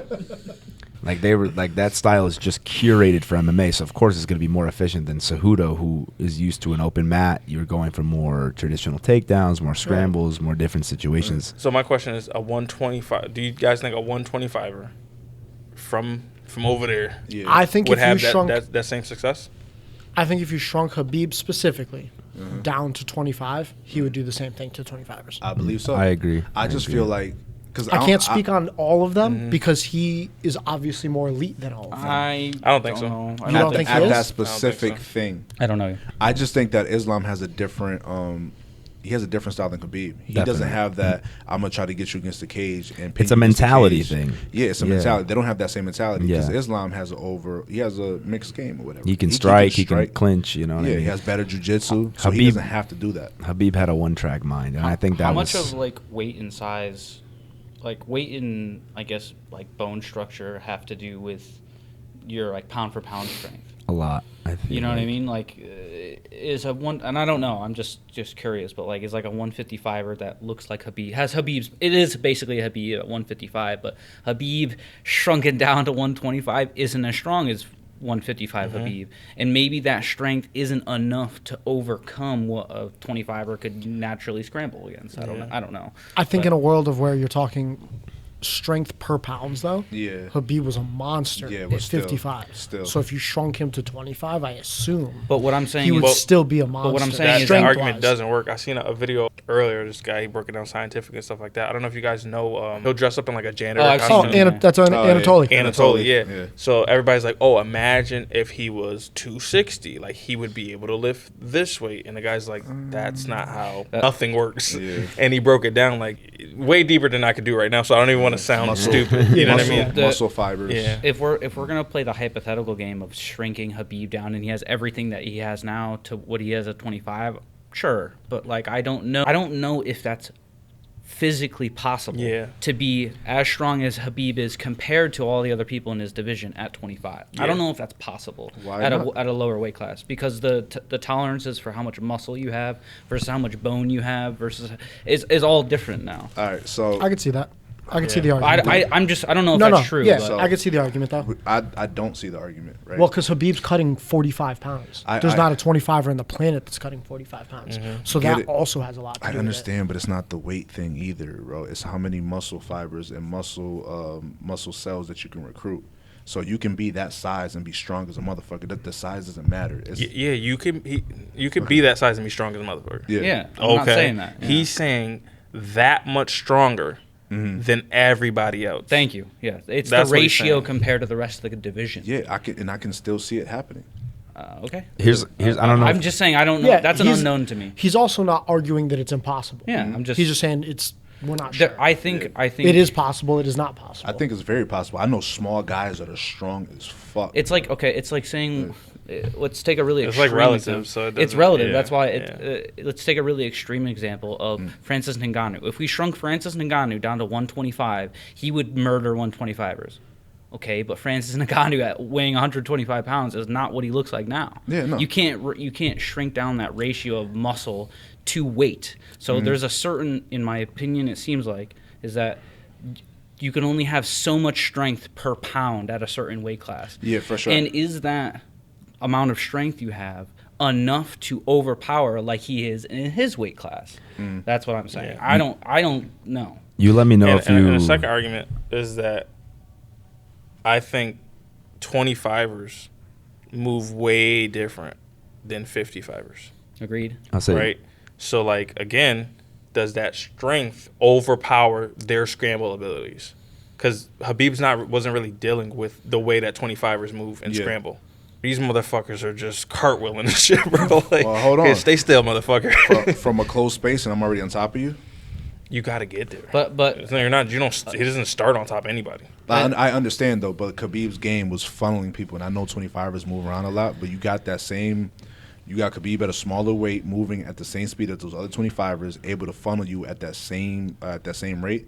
Like DJ does that. He funnels people, right, and he gets in close. I don't know could if see he'd be that. good enough to funnel high, like DJ. He wouldn't Yeah. be good at it. He wouldn't be good at it. All right, so let's just say DJ. Sure. He's able to do what Khabib does on the ground. Habib's ability is nowhere near DJ's His ability ability to funnel people. Yes. Yeah. Right, but if we're talking hypotheticals Yeah. and we have a person that size, that ability to funnel people, but also Khabib's ability to hold people down on the ground, I don't see it. And then the volume of striking that you're seeing the other end of it, like Habib's again from fear alone. Sometimes he's not seeing that volume coming at him like that. You Yep. know what I mean? But at the same and time, the footwork and the go ahead. at the same time, 25er doesn't hit as hard as 155er, so he Yeah. might be less afraid on the feet. Fair. Gotcha. Yeah. I mean, you guys let me know if you agree with this. And I think it's like a scale, right? So we're talking strength relative to size, relative to ability. Mm-hmm. His scale of dominance is going to get less as you go down in weight classes and higher as you go up, right? Because there's less skill, there's less, you know what I mean? So I feel like Habib at heavyweight would dominate more than he did at 55, and Habib at 25 would dominate less than he did at 55. And that's what I was trying to say before. That's what I was just saying. I feel like that's kind of what you're If getting your at. ratio of strength is going down because you're going down in weight classes, is it enough to gap the skill of the weight class? Yeah, because the skill's going And to go I up don't think so. as the strength. I'm thinking more about it. I don't think so. But As strength goes down, skill goes up. As strength goes up, skill goes down. That's just kind of how MMA works. For that one too, the higher he goes up, Khabib wasn't fucking More risk. Lomachenko in there getting, you know what I'm saying? Yeah. He was Yeah. getting This is hit true. sometimes. Yeah. This is true. You know, does he have the same level of success because maybe he gets Now, clipped on now the he way? gets Yeah. like the shots he ate to walk through to get to those takedowns. Maybe he can't eat at heavyweight. Another devil's advocate. What if we grew DJ to be a 55er, and now he's going against Yeah. Khabib? Would Khabib dominate him? I don't know. Well, yeah, because DJ now has more strength more and stuff strength. like that, but Yeah. he also lost speed, which Yeah. makes It's true. that's a big part of his It's true. game. So True. yeah, it's a weird thing that pound for pound in general is just kind of Weird. it's weird. If It's a little Khabib- weird. If Khabib gets him down, I don't think he gets back up. Okay. I don't know. Right? I mean, we'll never know. Yeah. We'll never know. And also, Get some stem I cells. That's what this started from, right? Creating fighter. Yeah, pretty much. I don't know if the 25ers are so skilled that they're just like. I think they're way more skilled. Agreed. I think they're way more skilled, but I think you have a person that can control people like Khabib did. I don't think that the average skill that we see at the highest level overcomes that, in my opinion. Well, at 25, my argument was not that it's the skill that they have; it's the scramble, like the scrambling the ability? athleticism, scrambling, whatever you want to call it. Yeah, when we're talking about a person that's controlling, and we see it with Casey. Like I've grappled you right on the higher end, grappled people, my weight. I've grappled people smaller. Generally, they're a little bit more difficult to deal with, to control. You know what I mean? Like, what if I got them on the ground? All right, it's reps. Yeah. Right, but to get them to that position, it's a little bit more difficult. For sure. If we're talking about I don't have a hold of them, they're scrambly, Yeah. they're moving around a lot. Yeah. But once I do this, Okay, doesn't once matter. you do that, yeah, but that's what I'm talking about, right? once you do that, Well, that's what I'm talking about. So you get a DJ created character that's like Khabib that once he wraps around the person on the cage, gets him down, I don't see a difference. We could just say the opposite here. I could just say the opposite, and then it would be the same argument. I was What's like, that? okay, that we get DJ, but at 155 or whatever, or maybe Khabib at 25, and we have him go at it, and I say that DJ doesn't let him lock his hands. So now, Yeah, I don't think so. But that's just it's your opinion. that's your opinion. Yeah. Yeah, we're just sitting here saying Our opinions. Yeah. I think MMA There's math will nothing never behind add up. Yeah. You'll never have MMA math will never add up. Like you'll have someone who on paper should murk this dude, gets knocked out. The guy who got knocked out Seen gets that way subbed too by many some. times. Yeah, it's just fucking. It's a fuck fest. I do think that 25ers are generally more skilled. That doesn't mean I say that 25ers are more skilled in wrestling or just scrambling. I feel like because it's an MMA fight, MMA fights happen, you know, not just a grappling match. I think the footwork, the speed, the striking, you know, the clinch, wall defense, all of those things, generally speaking, are better at the lower weight classes. So, and I think the adding up of all of those things can make the gap between strength and speed. It will make the gap. So yeah, and I agree with you. It's pure science, right? Because you guys are smaller. I mean, not you. You're a big 25er, but most guys are really short. And like the argument, I've heard this from basketball with Shaq, with Shaquille O'Neal. He always had a tough time shooting because of how tall he is and like the way your motor neurons fire, right? Your brain is telling your body to do something, and the longer your body is, the longer it takes for that signal to send. You guys are so small and compact, and not you, 25, regular 25. We're talking about like 5'6" and below. Your limbs are so much shorter that just fires so much faster. I disagree. You get things faster. It's science, brother. I mean, Science. Okay. You don't agree with science? Yeah. I would say the tolerances for how fast my hands will move versus yours, because for the distance relative is not fast enough for it to make a difference. So I'm not That's talking what I was about. gonna I'm not add. talking That's- about how So you said, fast. because you said it was science, but what are we talking about? Are we I'm talking not- about fucking 0.2 of a millisecond? Because Yeah. that doesn't matter. I don't think that matters. Science, brother.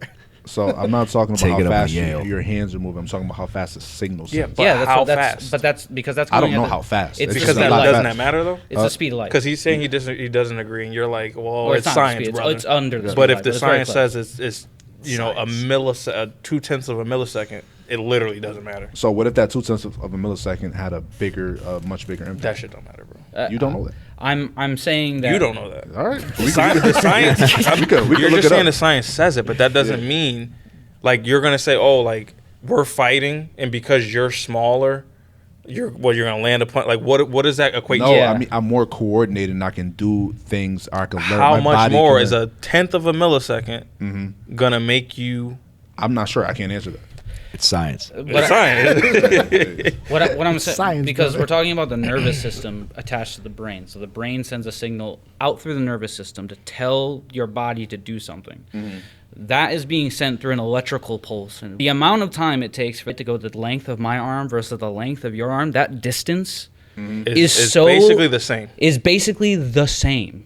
Like it is so minuscule, so that it is almost the same. Yeah. We have to look that up later. I put everything in my bank account. I'm gonna let you look it up with like a real life example. If you close your eyes right now, all right, and you look at Ryan, and you open them immediately, and then you do it for the back of the room, you're gonna see that picture at the same time. Yeah, Like if I that's go how fast it is. and then I go, the picture's just right there, and that's way longer than your reach. All right, so then let's think Hugely. about this. The size of that neuron or that electrical impulse in your body, maybe it's that vast of a difference where it would matter, that minuscule, that length in your body. I'm confused. You guys are 6 confused inches. now, actually. So you have 3 foot length. Shit's getting real intelligent over here. Yeah. CTE I mean, you has can left the chat. You can legitimately measure how fast it would take the difference between a 5-foot wingspan and an 8-foot wingspan. You can there's a way to calculate how much faster my 5-foot wingspan would be versus your 8-foot wingspan. And I'm telling you that amount of time is so be minuscule. negligible. It's Like, so yeah. negligible because how fast electrical impulses are. Okay. We'll look this up later. Like, I'm gonna do it right now. I'll give it I'm to you gonna right ask now, right? ChatGPT. If I stick a finger up your butt, right, Pause. and his torso smaller, How long is it gonna you're take to gonna come say out your ow mouth? at the same rate. I don't know about that one. It depends how used I am. Joe might like it. He's grunting, I'm moaning. There's two sides to this coin. Feel like I had to go All right, a you guys mile getting a little versus too 2. sciencey. It's like- It's hurting my brain. It's- What's it's the very biggest simple. upset you saw? Or you already answered? No, you already answered. You I said answered, Strickland, yeah. Izzy. I don't personally think this was an upset, but 2 years ago, last year, Dustin fought Saint Denis. And he was a Yeah. massive underdog in that fight, like massive. And I was like, how? How could Dustin be that large of an under? And I mean, it wasn't like a little; it was massive. The UN paid Dustin. to So knock I him didn't out. personally think that he was an underdog, but that was probably the craziest like betting odds that I've seen in a long time. Got to be Matt Serra GSP. I feel like. Yeah, that's historical, but it's lucky punch, I guess. Yeah. Yeah. No, but I mean, have ones where like, you know, we thought this guy was gonna dominate, and no.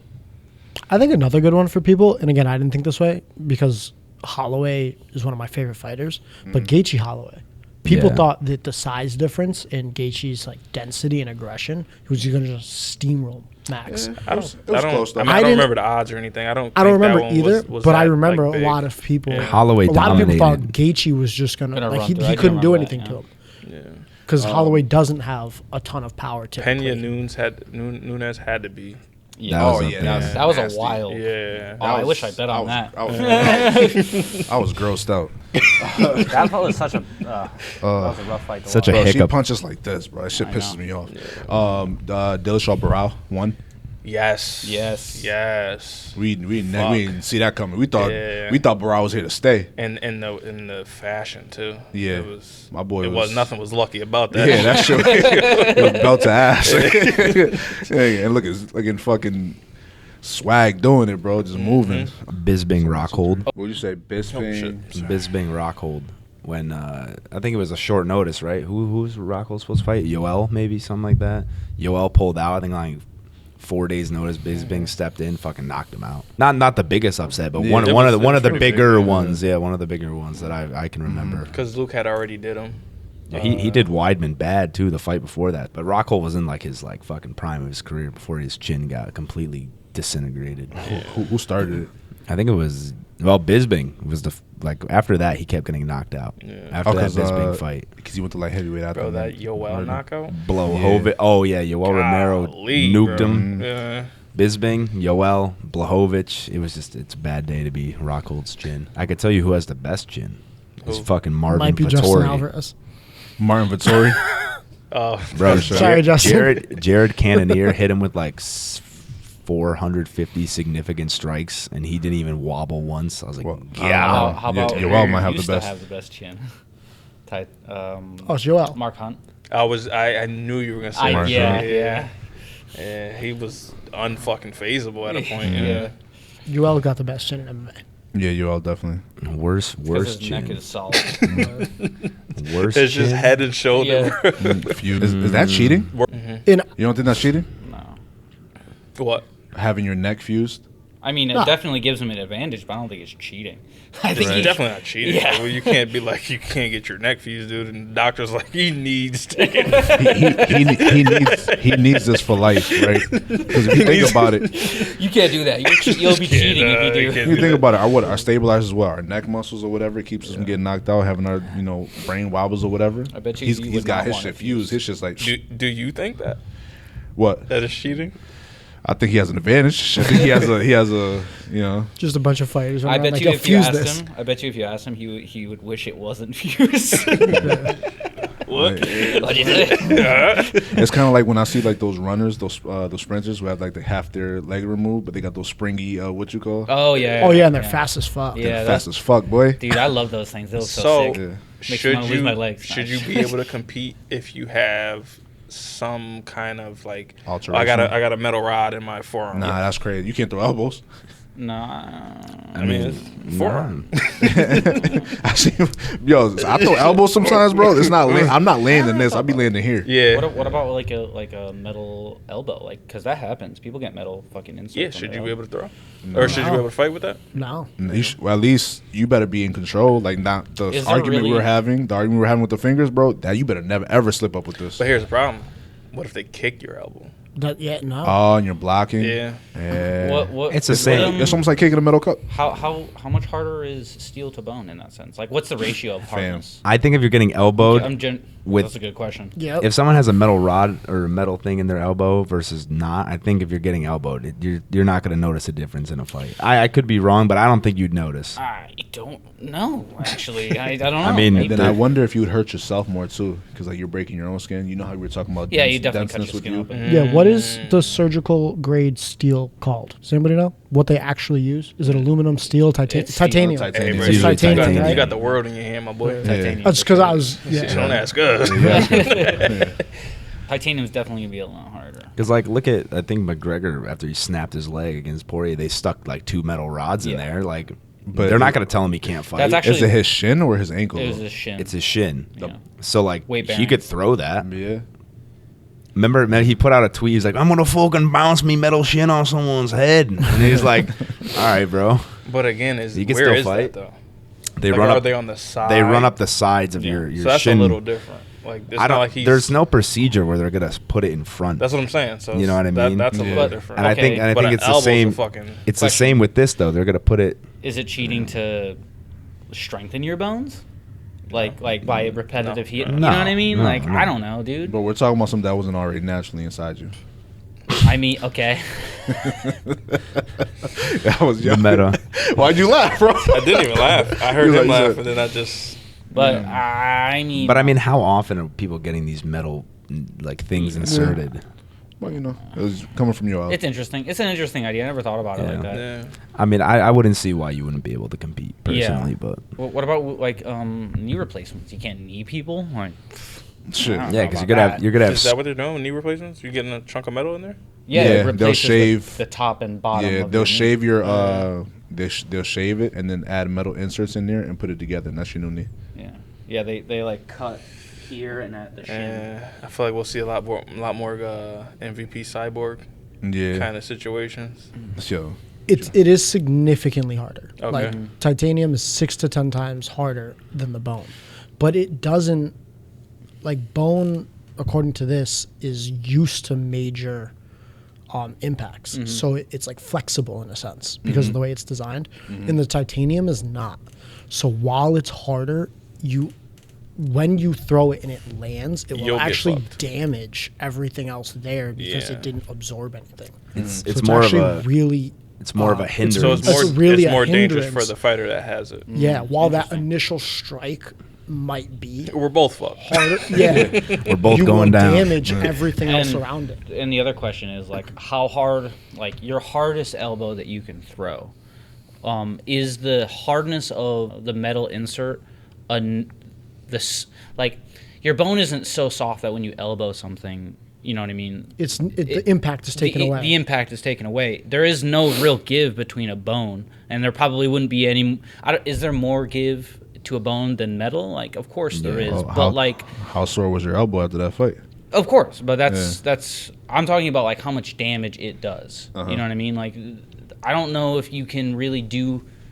Will there be a lot more damage if you had a metal elbow and you're swinging? Like, I don't know. Can you swing it enough? I think yeah. Can you swing it hard enough for it to really matter if it's metal or bone? I don't know. I think yeah. I think 100% actually. Like, you know, if I put some metal on my hand, I punch you in the fucking face. You're gonna feel it a lot harder than Versus- my knuckles. You know versus what I if mean? you- And I think I agree, but I think knuckles is a bad one because knuckles are a lot smaller Sure, and thinner sure, compared sure. to elbows. Well, you hold know on. what I mean? What if we imagine, like, you know, I don't know, there's a skeleton, you just took the forearm or whatever, or I don't know, the femur bone or whatever, which is the hardest bone in your body, swinging that versus an aluminum. That's bat what I was or a thinking. titanium bat. That's what I was thinking. Exactly the same. I think the metal hits. Like, if we can make it swing at the exact same, and it's like my shin versus a bat across your head, I think that bat does more damage. It does work I mean, in the MLB, you can't use the aluminum bats because they'll fucking send the shit to the stratosphere. 700 feet versus you have to use wooden bats, which I feel like wood is more similar to But bone. I'm So I saying, think like, the example's already proven, kind Yeah. of. I think if I'm just curious, is that if I say produce 100 pounds per square inch on my elbow, is 100 pounds per square inch on with my elbow versus a metaled elbow, is the damage even negligible? Like, I don't know. I think it would be. Okay. Yeah. Yeah. Let's do some red flag shit, I guess. Right? Dude, they've had red flags. Yeah, this whole Fucking- podcast, Yeah. bro. All right, We're we fucking- laughed twice. Come on, Bro, come on. come on. We gotta have some Me fun and this on this. man can't have motherfucker. any conversations about MMA. As soon as we start talking, Yeah. they're like, This guy. But Bro, it's- okay, now the you first can choose one- to ignore it. We could giggle on our Oh, own. that- we can't giggle between ourselves. Like, Yeah, we but have a little moment. It's worse because I'm looking across from him. If I was looking at Robbie, it wouldn't get me as much. But I see him like, Yo, but every- you got me a couple of times where I'm like, what's so funny? nah. The one where it's like Casey was like, I'm on both knees standing in front of this. front of him. man. I'm I was just all like, right. Yo, and then he That's wouldn't stop. Like justifiable. I was like, no, stop, bro, stop. All right. Yo, you weren't here, so you can add yours like red flags. Casey and I had it on lock. They Yeah, fucking off. went off, right? Yeah. But one thing we didn't touch on is teammates. Like, what have you seen? Like, if if maybe you had to have this guy as a training partner. Like, what's a red flag in a teammate where you're like, I don't really want to fuck You're a you. dumbass. In the last event when what's his face just stumbling in the back room, just drunk as shit. Who's that? Who? At Cage Titans. Some Cage guy's, Titans. corner. Yeah, Oh, shit. I was drunk as fuck in Yeah. the bag, Hey, Shit you know pisses me what? off, stumbling bro. around. That's a red flag. Oh, did you guys? I don't know if you guys watch boxing. Shakur and Teofimo. I was seeing a little bit of it, but I was in Jersey, had to Yeah. leave. So it doesn't even matter. But I guess his father got like flack because he's in his corner. He's just like, "Where's your power?" Teofimo? Yeah. He's like, "You gotta punch him." just like, Look just at- like shit. That's like, bro, Yeah. where's the So actual advice? Like, so what the elementary. fuck are we doing? Only you know you, So, baby. That's a red flag. You gotta win. Yeah. All right. Yeah. All right. Yeah. I could do that. But yeah, and a find a way. teammate. What would you say? Someone who doesn't show up on time. Someone who doesn't show up in general. Someone who fucking just like, Like like teammate if they don't show up. yeah. Like, are you even a training partner at that point? You're like a fucking barely an acquaintance. I know something we talked about before. It's like that person that finds a break every chance they yeah. That get. shit gets You know on what I my mean? fucking nerves. We're talking bro. about in general. I thought we were still talking about teams like in the back room. No, no, and like, promotions. no, Just no, in if general. If there's a way out and they open that door every time, Yeah. Power control. that's a good one. That's a good one. Coming Or from I the should limb say- champ is crazy. I know. Bro, he's talking about himself. Power, He's the power versus problem. intensity control. Yeah. Being able to have power no power but intensity. Yeah. People who stop in rounds, like Yeah. we'll be doing a round, like, oh fuck, like they'll either stop because they're tired, like anything like Yeah. that just irks me to the next. I think one of the fucking- worst things Just let me kill you, bro. somebody can do is ask you for help. You tell them what they need, and then they proceed to not fucking do it. Yeah. That's you know what you call that? That's an asshole. Like, it happens all the time. What do I Yeah, need to that- work on? You need to learn how to throw a switch kick. You just turn around and they're fucking in a double leg, a right hand, they got a left hook, or they do everything but the switch kick. Zero acknowledgement of damaging strikes. Zero acknowledgement. Oh, like in sparring. Yeah. Yeah, like if I head kick you and you catch my kick and you just want to finish the takedown, like Yeah. And bro, you caught it. my you caught shin it was this on way. your face, Yeah. bro. Like the head Yeah, kick is yeah, here, you caught it Bro, that you know? way. Like, what do you mean? Like So basically, it's like not you're hard- going light, Yeah. but you land like a beautiful head Oh, kick, and they're yeah. just snatching your head kick and dumping you. Yeah, Like, bro, I would have can't do fucking Honestly. killed you. yeah, Like, you're a dead man right now. yeah. People in light sparring, they're walking you down, thinking this is They be got how hit with a 17-piece combo on the way in, never moved their head. they're once. walking you down in light sparring, and they're getting this idea that they can do this actually, but you didn't detonate the right hand when they fucking walked in chin up, So so you who's- can't make them pay for those consequences in that scenario. Who's of the opinion that when that happens, you should just start throwing harder? I'll send one. Depends on who it is. Depends. Yeah. Yeah, depends who it is. It's a but delicate balance. I Like, feel you like just There's a do a few 3-piece. people And then here? tell them after. You have to wouldn't throw even- harder and tell them after. There's a few people in here I wouldn't even tell. I know. You just do I would just let them wake up. you just hit boy with a 4-piece, and he was like, he just came forward anyway. Oh, okay. Maybe you put a little more stank on it. It's like what you call it, because at the same time, like, you could just use it like, I'm just gonna keep working. I'm just gonna keep touching him. Like, although he's walking, he's still not gonna touch me. Like, if you're that much better, it doesn't really matter. He's just an idiot, and he's gonna build false confidence, like thinking he can just march forward. Yeah. But if you care about him, I think actually the answer is to go harder. He Yeah. needs Yeah. to understand, like, you can't walk forward like Yeah. that. And then tell him Yeah. afterwards. And you Just don't. to, It, don't- just to make sure he Yeah. knows. it doesn't have to be right, Because I love you, boy. and it doesn't have to be. You were just at 20. You went to 100. No, and no, you turn it no, up to a yeah. 50, right? Yeah. And you let it sting a little bit, and now he's like, okay, starts covering up a little bit, moving his head. I think someone could learn if you throw at 60%. If you go from going to 30 to 60, you'll know you're not so safe anymore. Yeah. Yellow flag, maybe red, is having the whole gym the same style. Yeah, like a cookie cutter mass producer gym. Yeah. Like, you're gonna fight this way whether you fucking like it or not. So what if they, they find success up to a certain point, right? So they just like find success until they meet to that they reach that elite level. It's just strange. It tells me that they're closed minded. Mm. Because they're obvious. Like everybody doesn't just be that. So they have to have gotten fighters from the outside and been like, no, you got to stand like this. You gotta do this. You gotta throw your jab like this. It's a little weird. I would say it's what a would red be flag. good, right, is if like you have a gym like that, and they're just telling you like, look, this is the baseline. Once you reach this, now veer out, right? Start adding shit to your style. But at the very minimum, I'm gonna need you to have this, and that. That's not the red flag, though. The red flag is the whole gym is the same. Yeah. Well, if they same type of punches, same combinations, same wrestling. Yeah, Okay. yeah. I think that's different because me and you both have a jab. We both have a cross. We both can throw a hook, but they look different. Yeah, you guys are totally different fighters. But right? we have overlapping. I would argue we have thousands of overlapping. I think weapons. everybody has to have basics, and that's kind of what you describe. Like, oh, you gotta do this a certain way. But like, yeah, you gotta know how to throw a jab. You gotta know how to do this. You gotta keep you have to keep your hands up, right? You have to keep your hand. I need this right hand glued here, left hand, roughly here, whatever the case may be. But then once you get to a skill level, right? But that's not you coming. If you came in with skill, we can just. We don't gotta talk about that. Okay. But if you're like starting out, maybe I tell you have to do these certain things until this certain level. So I understand that, but I also added these certain things to it where I said the same combinations, the same type of takedowns, right? Where I don't know what's a niche takedown.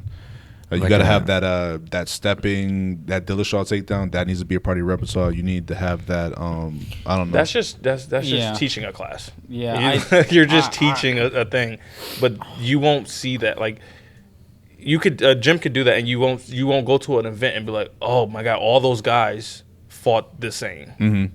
That just wouldn't happen. Like, and what the thing you're saying, that's just him saying like, just somebody just being good at something. Like if Jeff is really good at a fucking high crotch or some shit like that, he's gonna teach everybody that high crotch. They might all get good at that high crotch, but they're not all gonna have the same fighting style. Yeah. Okay. Yeah. So I think it's a rough flag. All the things that aren't like necessities. Everything else that's not necessity, like, and I mean necessity as like a core tenet of any technique. Like, any gym is going to have doubles and single legs. So we're not talking about doubles and single legs. We're not talking about jabs. We're not talking about crosses. You could say you can even give some exemptions for combinations because a lot of combinations can overlap between gyms and fighters. You know what I mean? But how that fighter throws it, the timing that he throws it, the stance, You're saying like the uniqueness and the flair of how someone fights. I wouldn't even say the flair. I would say the Like way that they put it together. Yeah, the finesse. Because And when you brought that up, I already had a gym in mind. But we're not gonna. Yeah. I think they've actually gotten better with that. Yeah, and they. I haven't seen it. But also, Name a fighter. Let's not. Oh, sorry. All right, my bad. Thank God for Cal. Yeah. I totally forgot we were on a podcast. There was gonna be smoke. I don't know about the smoke. It's just in turn, you guys like made like a point to not name the gym. So they was like, let us name a fighter. Well, then we'll know who the gym is. But I don't think so. I don't think they've gotten better at that. I have a hot take. What I find is a red flag. There's gonna be the greenest flag. Nah, it's not. Hot take when the coach is on me to be here. Nah. When the coach is on my diet all the time, like, can't I just eat cupcakes in peace, bro? Nah, it's totally unrelated. So, you ever had a girl, right? Right. So suddenly, it's 9 p.m. Her phone goes on Do Not Disturb, and you don't hear from her till like 9 a.m. the next morning. And she's like, "My bad, I fell asleep." Yeah, she was getting her back blown out, Joe. It's okay. We don't need to talk about your traumas, Bro, we talking about red flags, right? We talking about red flags. I was waiting for you to tie that back in MMA. So he wasn't. I knew he wasn't gonna do it. Nah, first of all, we can't make this just totally. No, about it doesn't MMA. have to be. But like, we could have finished the MMA segment. We finished. I finished that. I finished it. It's a red flag, Joe. She's Brev. Brev, yeah, right? Brev. She's getting her back broken. She getting flipped upside down, bro. The foot. Yeah, sleeping out there. Yeah. She getting folded like a chair. I know you got some stories. Give me a red flag. A red flag in a woman. Yeah. I think Ryan is the red flag. No. I'm not. just helping Let's they not come, forget bro. his Instagram story. Fucking No. I think a woman who's easily influenced by her friends. Oh, Like if she's around miserable single ladies and your guys are in a relationship, watch that relationship disappear the more time she spends with them because they're from miserable. your scars. Maybe I am, but it's universal, right? Your girlfriend has a lot of single friends that like to do single girl shit, and all of a sudden your girl's acting like a fucking single woman. And you're like, what the fuck is going on? And she's easily influenced by these fucking, lack of better words, these whores. That, you know what I mean? Like birds of a feather flock together. If she's going out with them, you're telling me she's not fucking sucking dick on the low or twerking on some motherfucker. You know, Sucking dick on the low is crazy. That's not your girl no more. She's the leader of the pack. But hear me out. That's a red flag in anybody. Yeah, I feel like if you're easily influenced, it's Yeah, just a no, red it flag, yeah. can go Yeah. both ways. I'm just saying from the male perspective, but it can go both ways. For sure. Even if you know, When I your guess boy, you got to kind of be careful. If you're dating a girl and you can influence her that much, Yeah. then she's just easily influenced. Like, yeah, 'Cause- and that's scary, bro. Yeah. because you get a guy with a pimp mindset, finesse your shorty. She don't even know what happened. and think about it, like on the male, from the female perspective, like everyone has that, like your boy and you talk about two mans and shit, bro. Just take you down a dark path. Yeah. Bro, I got this. You hungry? I got this 2-man lined up. You got to be ready. Shit. Yeah, and it's crazy Dark. where that you have that spectrum of being an asshole, right? You have getting advice and doing whatever you want to do anyway, and then being easily influenced. You can't be easily influenced. I think in any realm of life, friendships, relationships, even here, like if training, like if someone's like, oh bro, secret technique or some bullshit, you can't be like, oh, he knows what he's talking about. Yeah. No, that's huge in this sport too. I remember Josh. I used to have tell Josh that shit. Like you gotta have a little bit of a bullshit meter for one. And then like I don't give a fuck if you really truly believe and trust the person that's telling you the thing.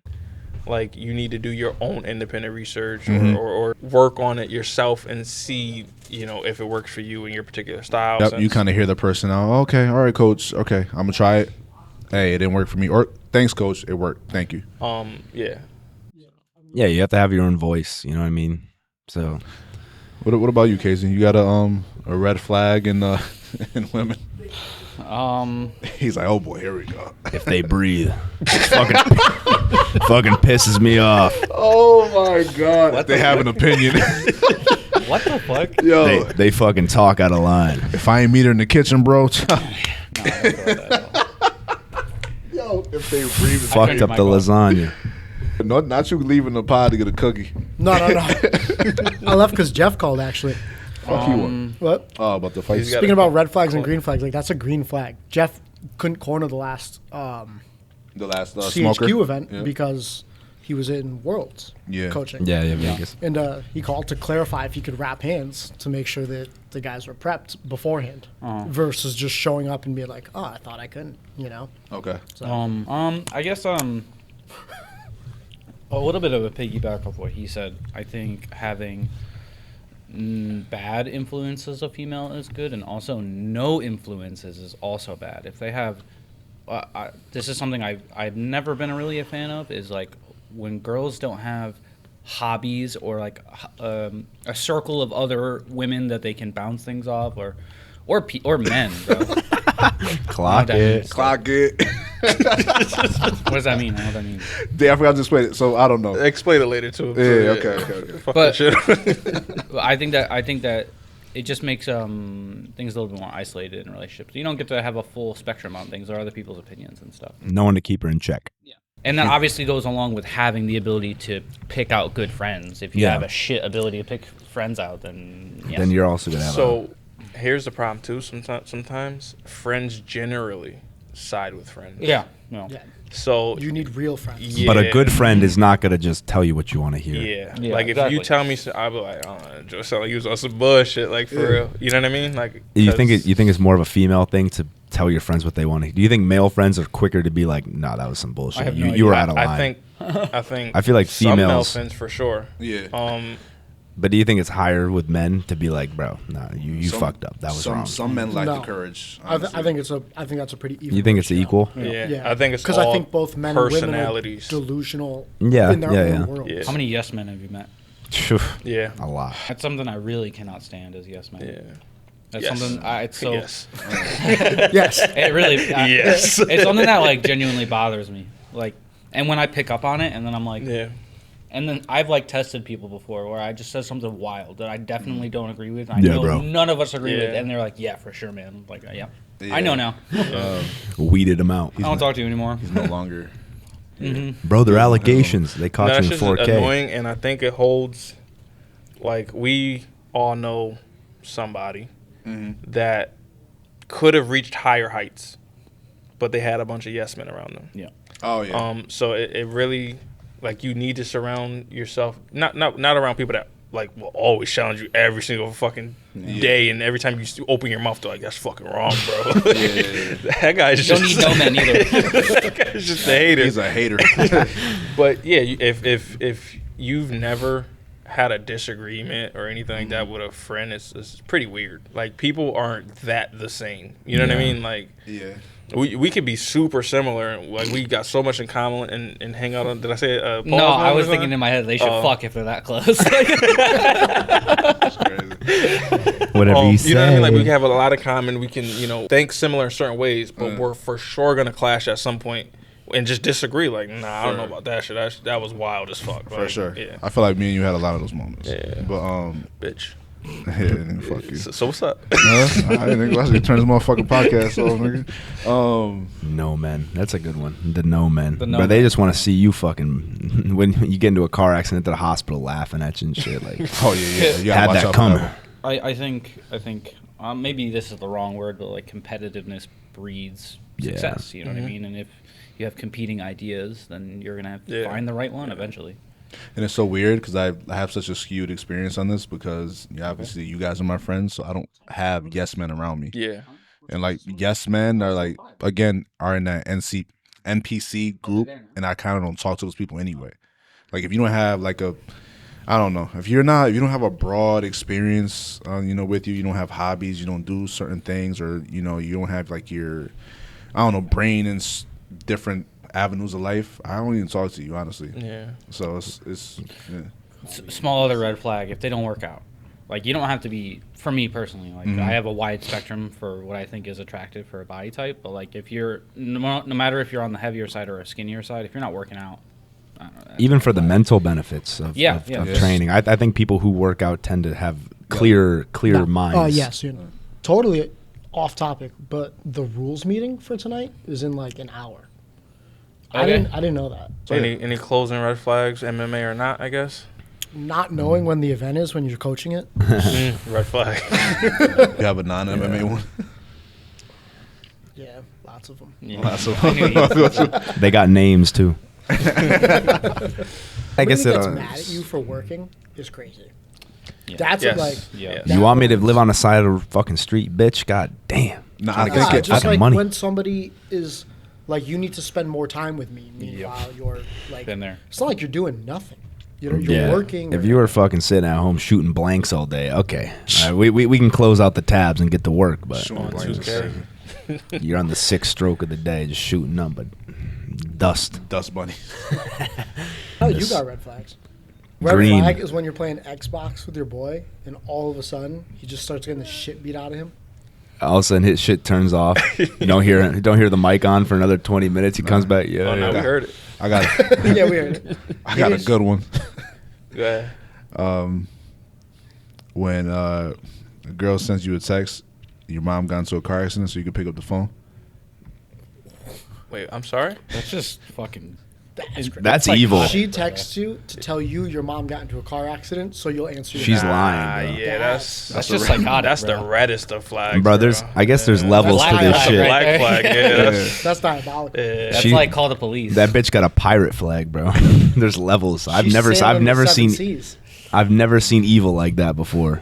Thank you. Yeah, I seen that. Thank He you. said thank you. What? He validated it. Look at this fucking dickhead. Yeah. This fucking guy. All right, take us up. So basically, subscribe to the pod, or else. wait, My G. Hamza, take us out. Brother, if you guys don't fucking... No, I can't keep that one up. I don't know. I'm fucking feeling scouse today, lads. You know that? If you fucking mushrooms don't subscribe to the pod, I'm going to get Jamal in the back of me trunk, lads. It's a fucking promise. Jamal's going to be fucking clanking in the back of me trunk. I'm going to drive her out in the fucking ocean.